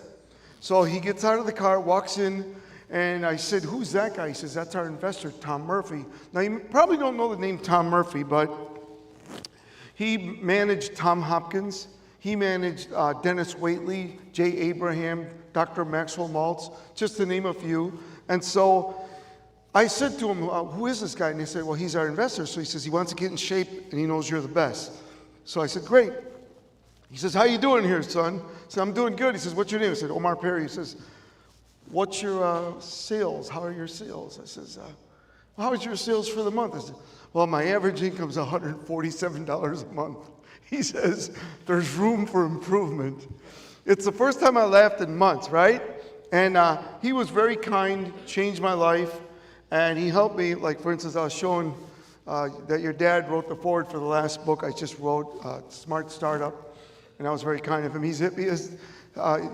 Brian Tracy, he's been a mentor and a great friend, always supported me. Every time I was going to do something new, he'd say to me, take the plunge, take the plunge. He always says, take the plunge. You're ready, take the plunge. And he always said that to me. You know, that's kind of his words, right? So he helped me a lot. So it's great to meet you. I got lucky, but not everybody's as lucky as I am. So I want to share with you the training, the systems, the foundation, the structure that I learned. I'm going to make this short and sweet because my talk is an hour and a half, and Eric told me I don't have that. So this is a little bit about me. One of my favorite things is being inducted into the International Hall of Fame, and I'm being on the board of governors at Wayne Hussein School of Entrepreneurs and NOVA, and winning Businessman of the Year for the state of Florida. But I mean, all this stuff is important, but it's becoming more valuable. It's what it's about, right? The more valuable you become, the more you get paid. Jim Rohn used to say, well, you know, when I started out, he said, I used to get like $3,000 a speech. He says, now, I'm getting 15,000. Now remember, I was 19 a while ago. So he's getting 15. And I said, well, what is the difference? He says, Omar, I became more valuable. So the key in life is to become more valuable and become better every day, right? So let's get into it. From zero to wealth, how to become financially independent. I'm going to go quick, but I'm not going to do the whole PowerPoint because I can't do an hour and a half talk in 20 minutes. So I'm just going to give you the highlights, some highlights. The first thing you need to do is be fired up. People don't buy from dead people. Look, yesterday I spoke in front of 2,000 people in Atlanta. Here, what do we have, 30? I'm still going to give you the same energy. You know why? Because there might be someone in this room that needs me the way I needed my mentors. And they might need just a little helping hand. There might be a phrase, a word that will change your life. And that's what I'm here for. I'm here for those people, right? So take a look. The first thing is you got to be ready. I'm going to go real quick because this is just kind of statistics. So here's some statistics for you. Out of 100 people who start working at the age of 25, by the end of 65, 1% are wealthy. That's me. You know, when you're 31 years old and you get handed $110 million, that's fun. Now, what do you do with it? Got to be careful because you can get faked out. My biggest challenge, and you were talking about that, is comfort. When you're comfortable, you're not growing. You got to be uncomfortable to grow. That's the only time you feel really alive. Sure, you need a break to be comfortable once in a while, but that's called rest day, right? But you want to be uncomfortable. That's how you grow. Look at this. 4% have adequate capital stowed away for retirement. You know, Mark was talking about that. You've got 3% are still working. I think that's going to go up. And 63% are dependent on Social Security and all this other stuff. And watch this. These people are dead. And some of those on the category above would probably be dead, rather be dead, right? So my whole thing is that doesn't have to happen. So 1 out of 100 people who reach retirement at the age of 65, 62 will retire with less than $25,000. 1 out of 3 retire with less than $900 a month. And the average savings of a 50-year-old today is $2,500. That's pretty bad, right? So how do you change that? Well, when you're working for somebody else, you're working for somebody else's goals. You're living your life by default. So what you have to do is be an entrepreneur. So take a look. USA Today says 74 millionaires in America made their millions in entrepreneurship. Now watch. How? Here we go. Entrepreneurship. So I want you to realize that there's still opportunity. The key is you got to get ready. So for instance, I am ready. All my friends and I are getting our cash ready. And I'm going to buy more businesses and real estate. I buy 3 businesses every year. Those of you watching, I'm partners in some companies, energy drinks, health companies, all these different things. And my whole thing is I love mentoring people. So I have about 13 businesses and individuals that I mentor.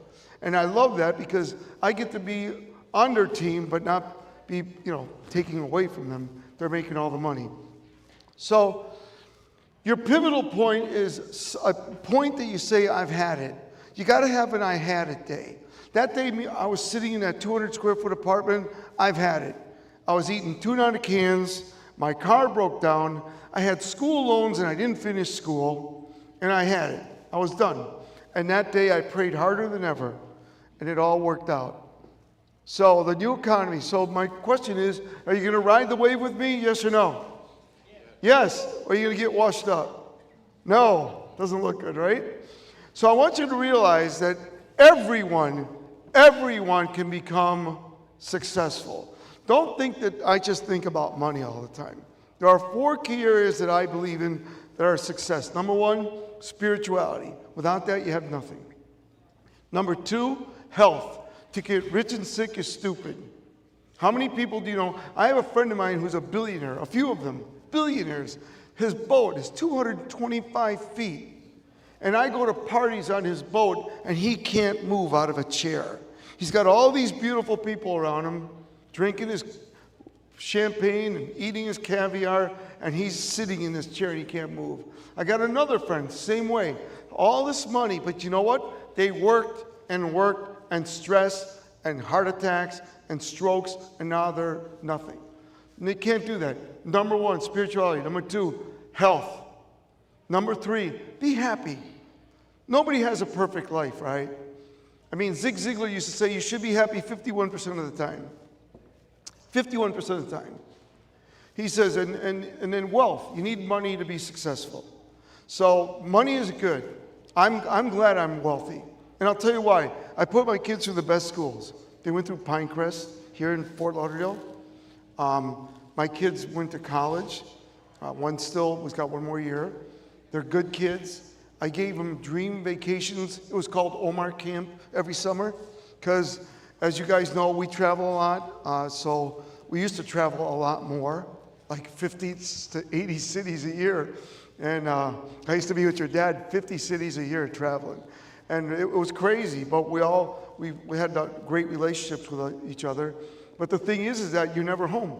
Never home. So I told my kids that when they were 7 and 10, that starting next year, I would only book myself in California, Nevada, and Arizona in the summer. So I bought a house in Laguna Beach, and I would spend every moment with them. And the only jobs I would take is if I could get up in the morning, drive, speak, and come home for dinner. And that was it. And I did that for 20 years. And that's what they remember. But remember, Zig Ziglar says money won't make you happy, but money will let you find out what will make you happy. He says it's green and it goes with everything, right? So, all right. So ordinary folks can become millionaires, right? You know that, right? I'm an ordinary guy that got mentored by amazing people like Brian Tracy, Tom Hopkins, Zig Ziglar, Bob Proctor, Jim Rohn, Dennis Waitley, Dr. Maxwell Maltz, right? All these great people. You know, I'm the speaker for the Think and Grow Rich Foundation. I teach the masterminds for them. That's fun for me because that book made a difference in my life, right? So all these different things. But multimillionaires, you can become a multimillionaire. Don't think you can't. And it doesn't matter what age you are. Zig Ziglar started his speaking career at the age of 45. Did you know that? And look what he did, right? I know people that are starting right now that can still do it. If you know what to do and you have the right mentor and you're coachable, you can become wealthy at any age. Look at the Colonel Sanders, right? 65, right?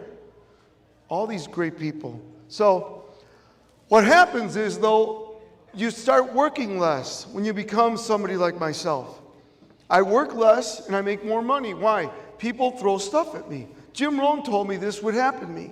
He said, Omar, well, the more valuable you become, the more things you get. I get 1,000 emails a day. We spoke just, a month ago? We were in Nashville. What do we have, like 600 people there? For the EdgeCon. And we spoke for that. So you become more valuable and people bring you to their events. So let's take a look here. Here's what I will teach you. Number one, self-mastery. If you're taking notes, write this down. Self-esteem, self-image equals self-mastery. The only time you stop moving towards your goal is when you lose confidence. Confidence makes you, when you lose your confidence, you become immobilized. And that's what happens to people. So I want you to really work on your self-mastery.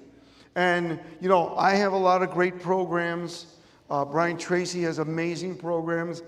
Zig still has his stuff out. Tony Robbins, amazing. You know, there's a lot of great people you can study with. So you want to like study with a lot of different people to get this. You're going to get a lot of the same messages, but you're going to get a lot of different voices. And you want those different voices. Because some voices speak to you better than others. It counts on your personality type, right? Next thing, you got to have the right vehicle. I tell my kids this. I said to my son and daughter when they went to college, I said, my son is studying wealth management. Why? Because he loves nice cars. We've had 9 cars and he's only 21. Right, Tina, you know my son. He comes over, he hangs out with her son, and he had a car every other week, right? So I said, son, if you want to live the life that I've given you, you better get into something that's the right vehicle. So I said, but here you go. Find something you love. Because if you find something you love, it doesn't feel like work. And that's the key to happiness, because you're going to work a lot of your life. So if you find something you love, you're going to be happy. Number 2, make sure it supports the income you want. A teacher changed my life. Mrs. Martis, in 4th grade. She heard me singing in the choir. I couldn't speak English, but I could phonetically sing in the choir, right? And she goes, who is that? And I go, yo, señora, yo. She goes, come here, sing for me. Go ahead, let's start. And I start singing. She goes, you're a little Stevie Wonder. I go, who is that? I could speak English, you know. I spent half my life looking out the window because I couldn't understand people. I'd be like, oh, what's the weather like today? Anyway, the right vehicle, got to learn the tools. That's where I come in. I'm a tactician. I have the tools. I've invested $2.5 million in libraries, books. In fact, your dad's the one who told me, write. He said to me, the first time I was a young man, I was about to start doing my first cassettes. And he got me into Nightingale Conan. And he says, every time you run a book, they'll call me son. Every time you write a book, son, make it 12 chapters. And you know why they did that in the old days? Because you had 6 cassettes, 12 sides. So you could record and have a product when you finished your book. Now it's different. You can have 7, whatever you want. Yeah. So the right tools. And then, of course, you got to take action. How many times have you seen an idea that you thought of and somebody's doing it, right? So you got to take action. But you got to take action now. So repeat after me. Take action when? Now. Take action when? Now. Yeah, you're not going to wait for mañana. Mañana doesn't exist. Some people live on this island. Someday I'll, maybe I'll, mañana I'll. And next thing you know, everything's gone by them. I mean, let's think about it. At the age of 21, at the age of 23, when you graduated, you were full of spark, right? What happened to that spark in that man or woman when they come to 65 and they don't have anything? Like that percent that don't have anything. 29% broke, right? So take action. The way is you got to be committed. Got to commit to excellence. Most people won't do that. You got to become better every day at whatever you do. It's a domino effect. If you're better, I tell my kids this, the goal is to become better every day at whatever you do. Become better every day. In fact, your dad's always going, become better every day. That's what he do, right? Right? And he does that. So it's really important that you become better every day at whatever you're doing. Whatever you're doing. Do it better. Do it better. You know, get up fired up, and have an attitude of gratitude. Got to have an attitude of gratitude. Look, life can be the pits. Now, I lost my wife 6 years ago. I knew her, she was 19. I was with her, she was 19. Gave me 2 beautiful kids, and I lost her to a tragic accident. I was talking to her like we are right now. 10 minutes later, she was gone. So you never know what life is going to throw at you. But you got to enjoy yourself and be happy most of the time. So does someone else have control of your cash flow, your time, your future? If so, you need to change that because you're living your life by default. You're living for somebody else's dreams. You're living for somebody else's goals. So success is not the result of making money. Making money is the result of success. So you got to be successful. Zig Ziglar used to say, got to be, do to have. You got to become, do it to have it. You can't have to have. In the Bible, it doesn't say you reap. It says sow what you reap, right? So it's very important that you've got to become, do it to have it. Don't expect, and I tell everybody that, don't expect to start at the top. Nobody starts at the top, and if you do, you'll fall down because you don't know what to do. I started as a personal trainer in the health club business, teaching aerobics and personal training. Why? I wanted to learn everything about that business, so when I owned the largest health clubs in the United States, no one could fool me. No one could fool me. I knew everything about that business, everything. I knew aerobics, I knew personal training, I knew how to set it up, I knew equipment, I knew everything. That came from starting at the bottom, right? So here's the characteristics of multimillionaires. First of all, they operate themselves like a business. It makes me crazy. I go to seminar after seminar. I can't tell you how many people, especially in network marketing, that I go and I see the same people in like 3 different events. I'm like, what are you doing? You know, it's like, you pick one, pick a horse, please, pick a horse, right? It's like, but you got to operate yourself. If you are an entrepreneur and you're not making money in 6 months, there's something wrong with your plan. An entrepreneur, if you wake up and you're not making money after 6 months, there's something wrong with your plan. It could be the vehicle. If you're doing mortgages right now, you're feeling a little pain. If you're doing real estate, you're competing for less inventory and less people, right? So you got to move with the times. So if you're doing real estate or mortgages, you might want to look for a side hustle unless you're number one. If you're number one, you're still making money, right? Next, you got to become mentally tough. To be an entrepreneur, you got to be tough. You're going to get your butt kicked every day. Every day. Every day. Just get ready for it. Every day somebody's going to say something and, say no, no, no. So write this down if you're taking notes. Fall in love with the word no. Right? Love the word no. Love rejection and failure and fall in love with the word no.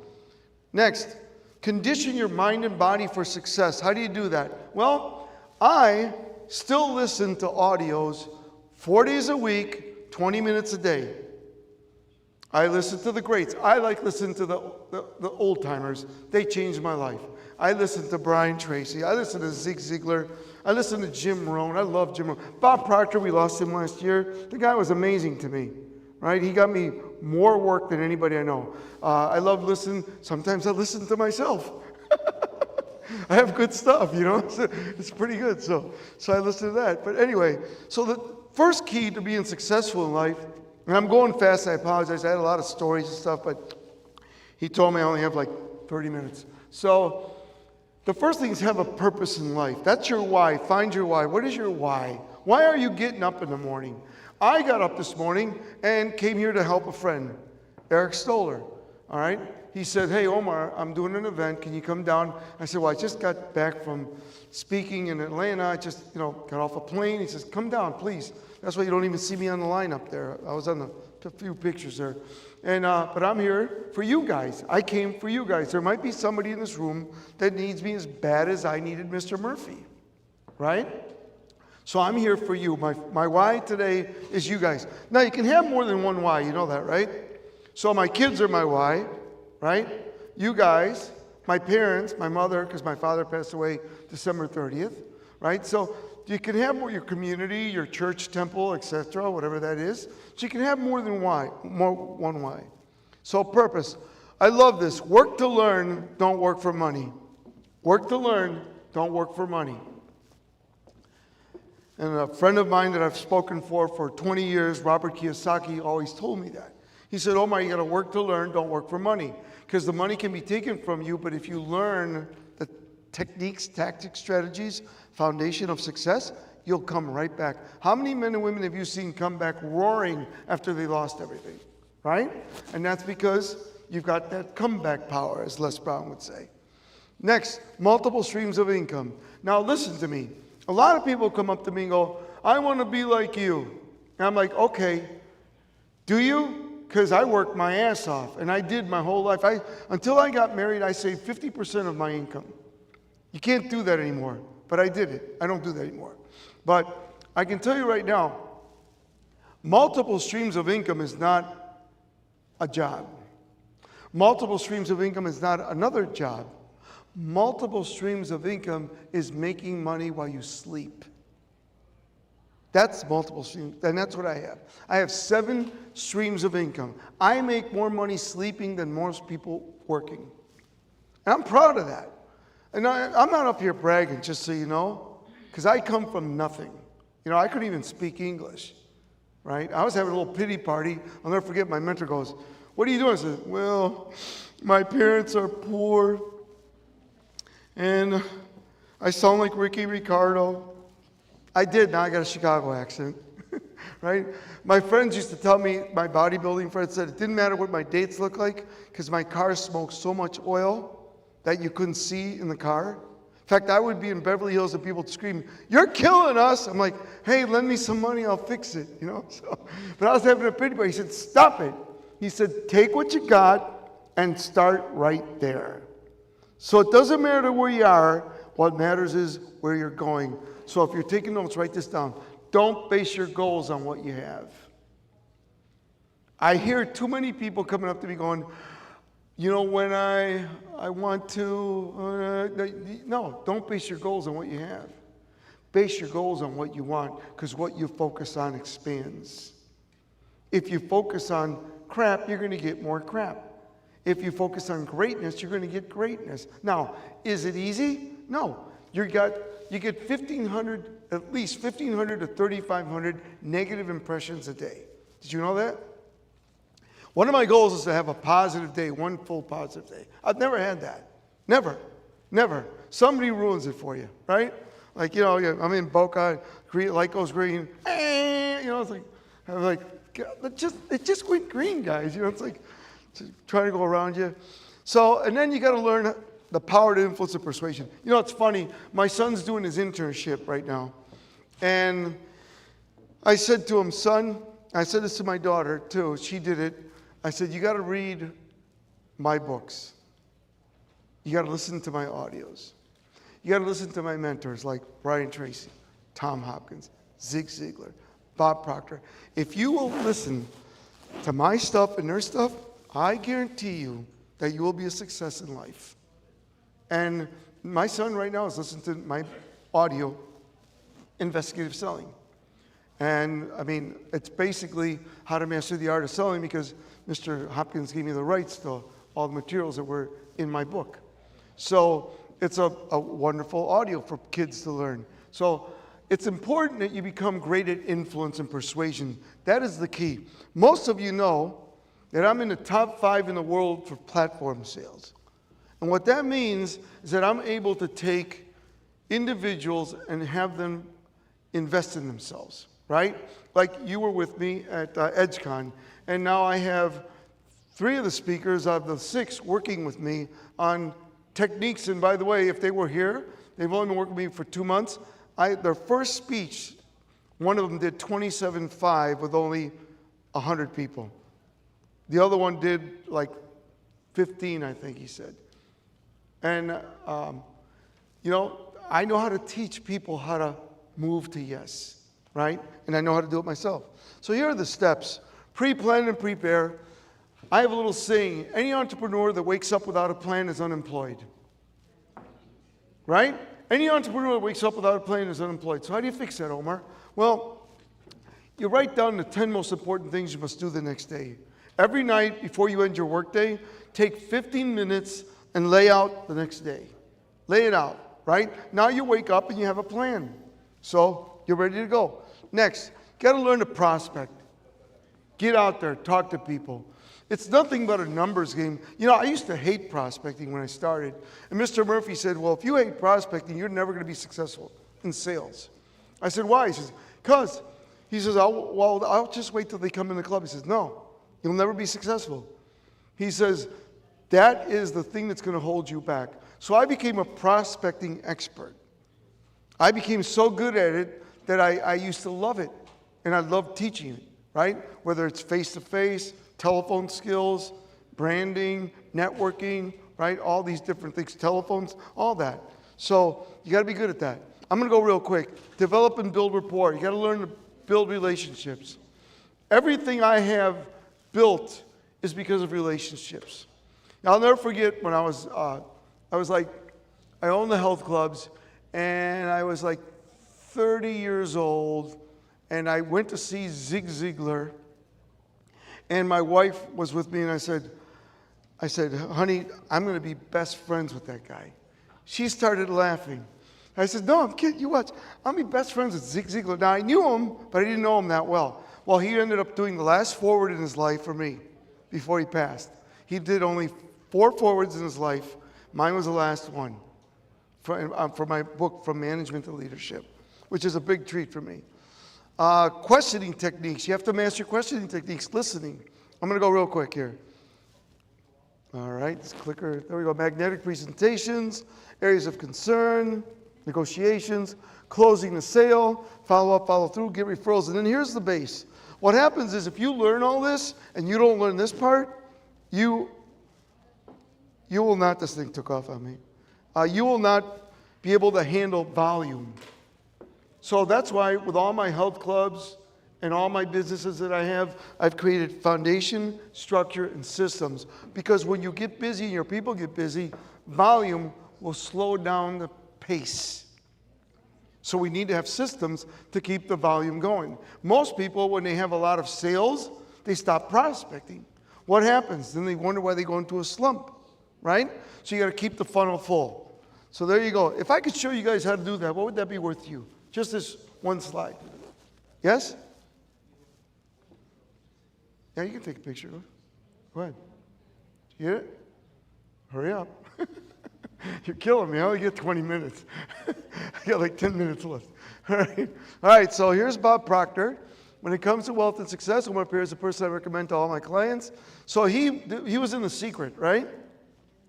And he says, Omar, you got to write me a program because everybody thinks all you got to do is vibrate and they're going to be rich, right? The law of attraction, vibration. So I had to write a program for, once they went to his event, he would send them to my event. And it says, Omar Perry is a person I recommend to all my clients, not just 1 or 2, all. Before Omar's material success and wealth process was long and never ending. Anyway, he's a great guy. Miss him. And then, of course, Zig Ziglar. Omar Perry is a true success story. His teachings include how-to principles that can help any person or company achieve success. You're in for a real treat. And, of course, John Maxwell, who I like so much. I became so close to him that I named my son after him, Maxwell. So he and I are friends. He now lives 20 minutes from me. The business world is constantly changing. How you lead your people will greatly determine your organization's success. Our approach must be leading a team instead of managing people. Anyway, he loves my stuff there. And of course, Lou Holtz. How many like Coach Lou Holtz? He's a good guy. And I speak with him a lot, not as much anymore. So let's get into it. The first thing is I want you to do is not to think big. I want you to think bigger. Does that make sense?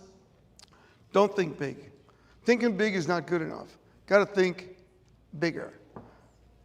Right? Well, the thing kind of popped around us. All right? That's what happens sometimes. So I love this. If you don't have a dream, how can you make a dream come true? Right? You got to have dreams. Dream bigger.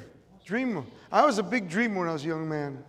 I remember sitting there and I wrote in the back of a little card that I was going to be a doctor.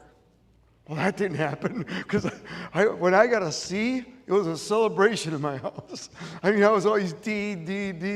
I'd come home and I got a C. My mom would say, take out the sangria. Oh my God, a C. It was like a big deal. I was the reason there was an upper class, you know? So, very important. I want you to start trusting your crazy ideas. People say to me, oh, you know, I've got this idea. Yes, look at you guys here and the vendors outside. These are great ideas. But some people would say, why are you doing this? Why don't you get a JOB? No, you've got great ideas. Trust your great ideas. Trust your crazy ideas. Your goals should scare you and excite you. I love this. Your goals should scare you and excite you. If your goals don't scare you and excite you, you're not alive. You got to be alive. Your goals have to scare you and excite you. So I'm going to talk to you about premeditated success. That's one of the things that me and Mr. Murphy really dialed into. Premeditated is a great word, but what do we think of premeditated what? Murder. But premeditated is a great word, right? It means thought out, purposeful, that kind of, all those great success words. So I'm going to talk to you about premeditated success real quick. I want you to make your goal a whole new way of life. I want you to be that man or woman that walks into a party or networking and the people go, oh my God, there she is, let's go. Because you love what you do so much, you can't wait to tell everybody about it, right? You want to be that person. You got to have that enthusiasm and be contagious, right? People love that. When you're passionate about something, people want to talk to you, right? But remember, ask questions too, don't just talk. Next. So take all your old dreams. If you take anything from me, take all your paradigms, your old dreams, and change. Remember Stephen Covey, 7 Habits of Highly Effective People? Okay, that's what he talked about. A paradigm is nothing but a habit. You know that, right? A habit. So change your habits. So what do you really want? That's what most people don't know. What do you really want? People don't even know what they want. How many of you have seen that? You can see it everywhere you go. I was just at an ice cream place with my son. It was actually like yogurt and stuff. And I walked up, there was a line of like 10 people. I go to my son, oh man, let's go. He goes, no, Dad, watch. I walk up, he goes, hey, are you guys ready to order? He goes, nope. I says, okay, well, we are. We went right around him. Why? We knew what we wanted. People don't know what they want. Find out what you want. What's important to you, right? What do you really want? And then there's a big difference in getting what you get and getting what you want. You know, most people wake up and they don't get what they want. They get what they get. And that's living your life again by default. And I don't want that to happen. I'm going kind of quick, but my whole goal is to create a come-from life for you, not a get-to life, right? A come-from life is a life of abundance. I've learned to live in abundance. I live in abundance. I don't waste time or money, but I live in abundance. And when you live in abundance, you have a different point of view. Like for me, I feel like I have, when I mentor my companies, I work with a lot of medical companies, I work with health companies, energy drinks, and when I work with them, I have a 100-mile view that they don't. Because of my knowledge and what I've learned in my business, I'm able to duplicate. I'm right now working with a chiropractor, helping her build more chiropractic up in Georgia. I work with Vibrogenics. You've seen them at one of these before. I work with SOS Hydration. I worked with a lot of energy drinks. So all of these companies hire me and have me as retainer and help them to build their business, to upskill, build their business, or raise money. So the whole thing is that it's time to create a new reality for yourself. I want you, when you leave me, to say, I'm going to create a new reality for myself. I want more. And wanting more is the first key to success. You know that, right? You got to want more. But there's more to that. PMA, positive mental attitude. Everybody says to me, oh, I want to be rich like you so I can have a balanced life. Guess what? You'll never have a balanced life. There's no such thing. I don't care what anybody says, there is no such thing. Life is in constant flux. You're always moving through it. So don't expect balance. Jim Rohn used to say, I used to say to him, man, I just got hit with this bill, and I wish I had more money. He says, no. He says, it isn't that you wish you can't afford it, so make more money. Go make more money. And that's what he'd say to me. Don't wish for anything, but wish for it to become better and for more money. So here's my why. This is us in Laguna. It's my son Maxwell, my daughter Alexandra. That's me. As you know, my wife passed away 6 years ago. And here's my little place that I was brought up in, Joliet, Illinois. 1 bedroom, 6 people. Now, I'm sure a lot of you have a worse story than me, but this is mine, right? How many have that one sibling that goes to the bathroom for like 2 hours? Yeah, we had to put a door on the toilet so we could get ready. And I'm like, what are you doing in there? Jeez. Anyway, so this is my home in Boca Raton, Florida. And this is my home in Laguna. That's my pride. I bought that for $8. It's worth like $25 million now. Paid cash for it. And that's where I'll be next week. I'm out of here. I don't like the weather. I love cars. I love real estate. I collect cars. Stuff. I'm just showing you some of the things that you can have. So here's how I became richer. Creating wealth in 3 to 5 years. How many would like to do that? How many need to make more money, right? Okay. So to create wealth in 3 to 5 years, first of all, I have this acronym I use called Get Real, Get Rich, which is one of my books. And the R is recurring income. Do the work once and get paid again, again, and again. Right? So what does that mean? That could be real estate.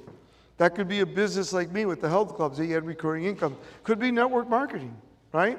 It could be one of your businesses that you have residual income coming in. So the key is to find things that are subscriptional that can make you money while you sleep.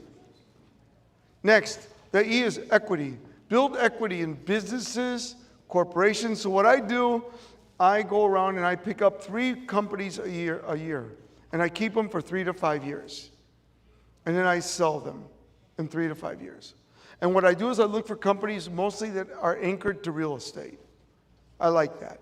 And if not, they have to be netting at least $1.2 million to me for me to work with them. So that's kind of what I do. The next is appreciation. Grow your assets once you start making money. At first, guys, I put everything back into the next club, and the next club, and the next club. And then I started growing the assets, and I started holding back so I wouldn't have to work the rest of my life the way I did. Next, leverage. This is really important. You ready? Listen up. Leverage from other people's efforts and money. Other people's time, multiplying their time. Other people's money. Other people's contacts. And that's how you become rich. Get real, get rich. Now, if I could show you guys how to do that and become wealthy, what would that be worth to you? Yes? How many would like to find out? Okay, so I'm going to offer a little package for you guys. It's a 1-year package, and it's going to have all these wonderful things. And for the first few people that sign up, let's say the first 5 people, I'm going to give you an hour of my time, me. If you live in Florida, I live in Boca, you can come up and meet with me. If not, we'll do it on Zoom. So count on that, okay? So let's go. I have 7, I told you, multiple streams of income. I'm going to go real quick. You got to decide what you want.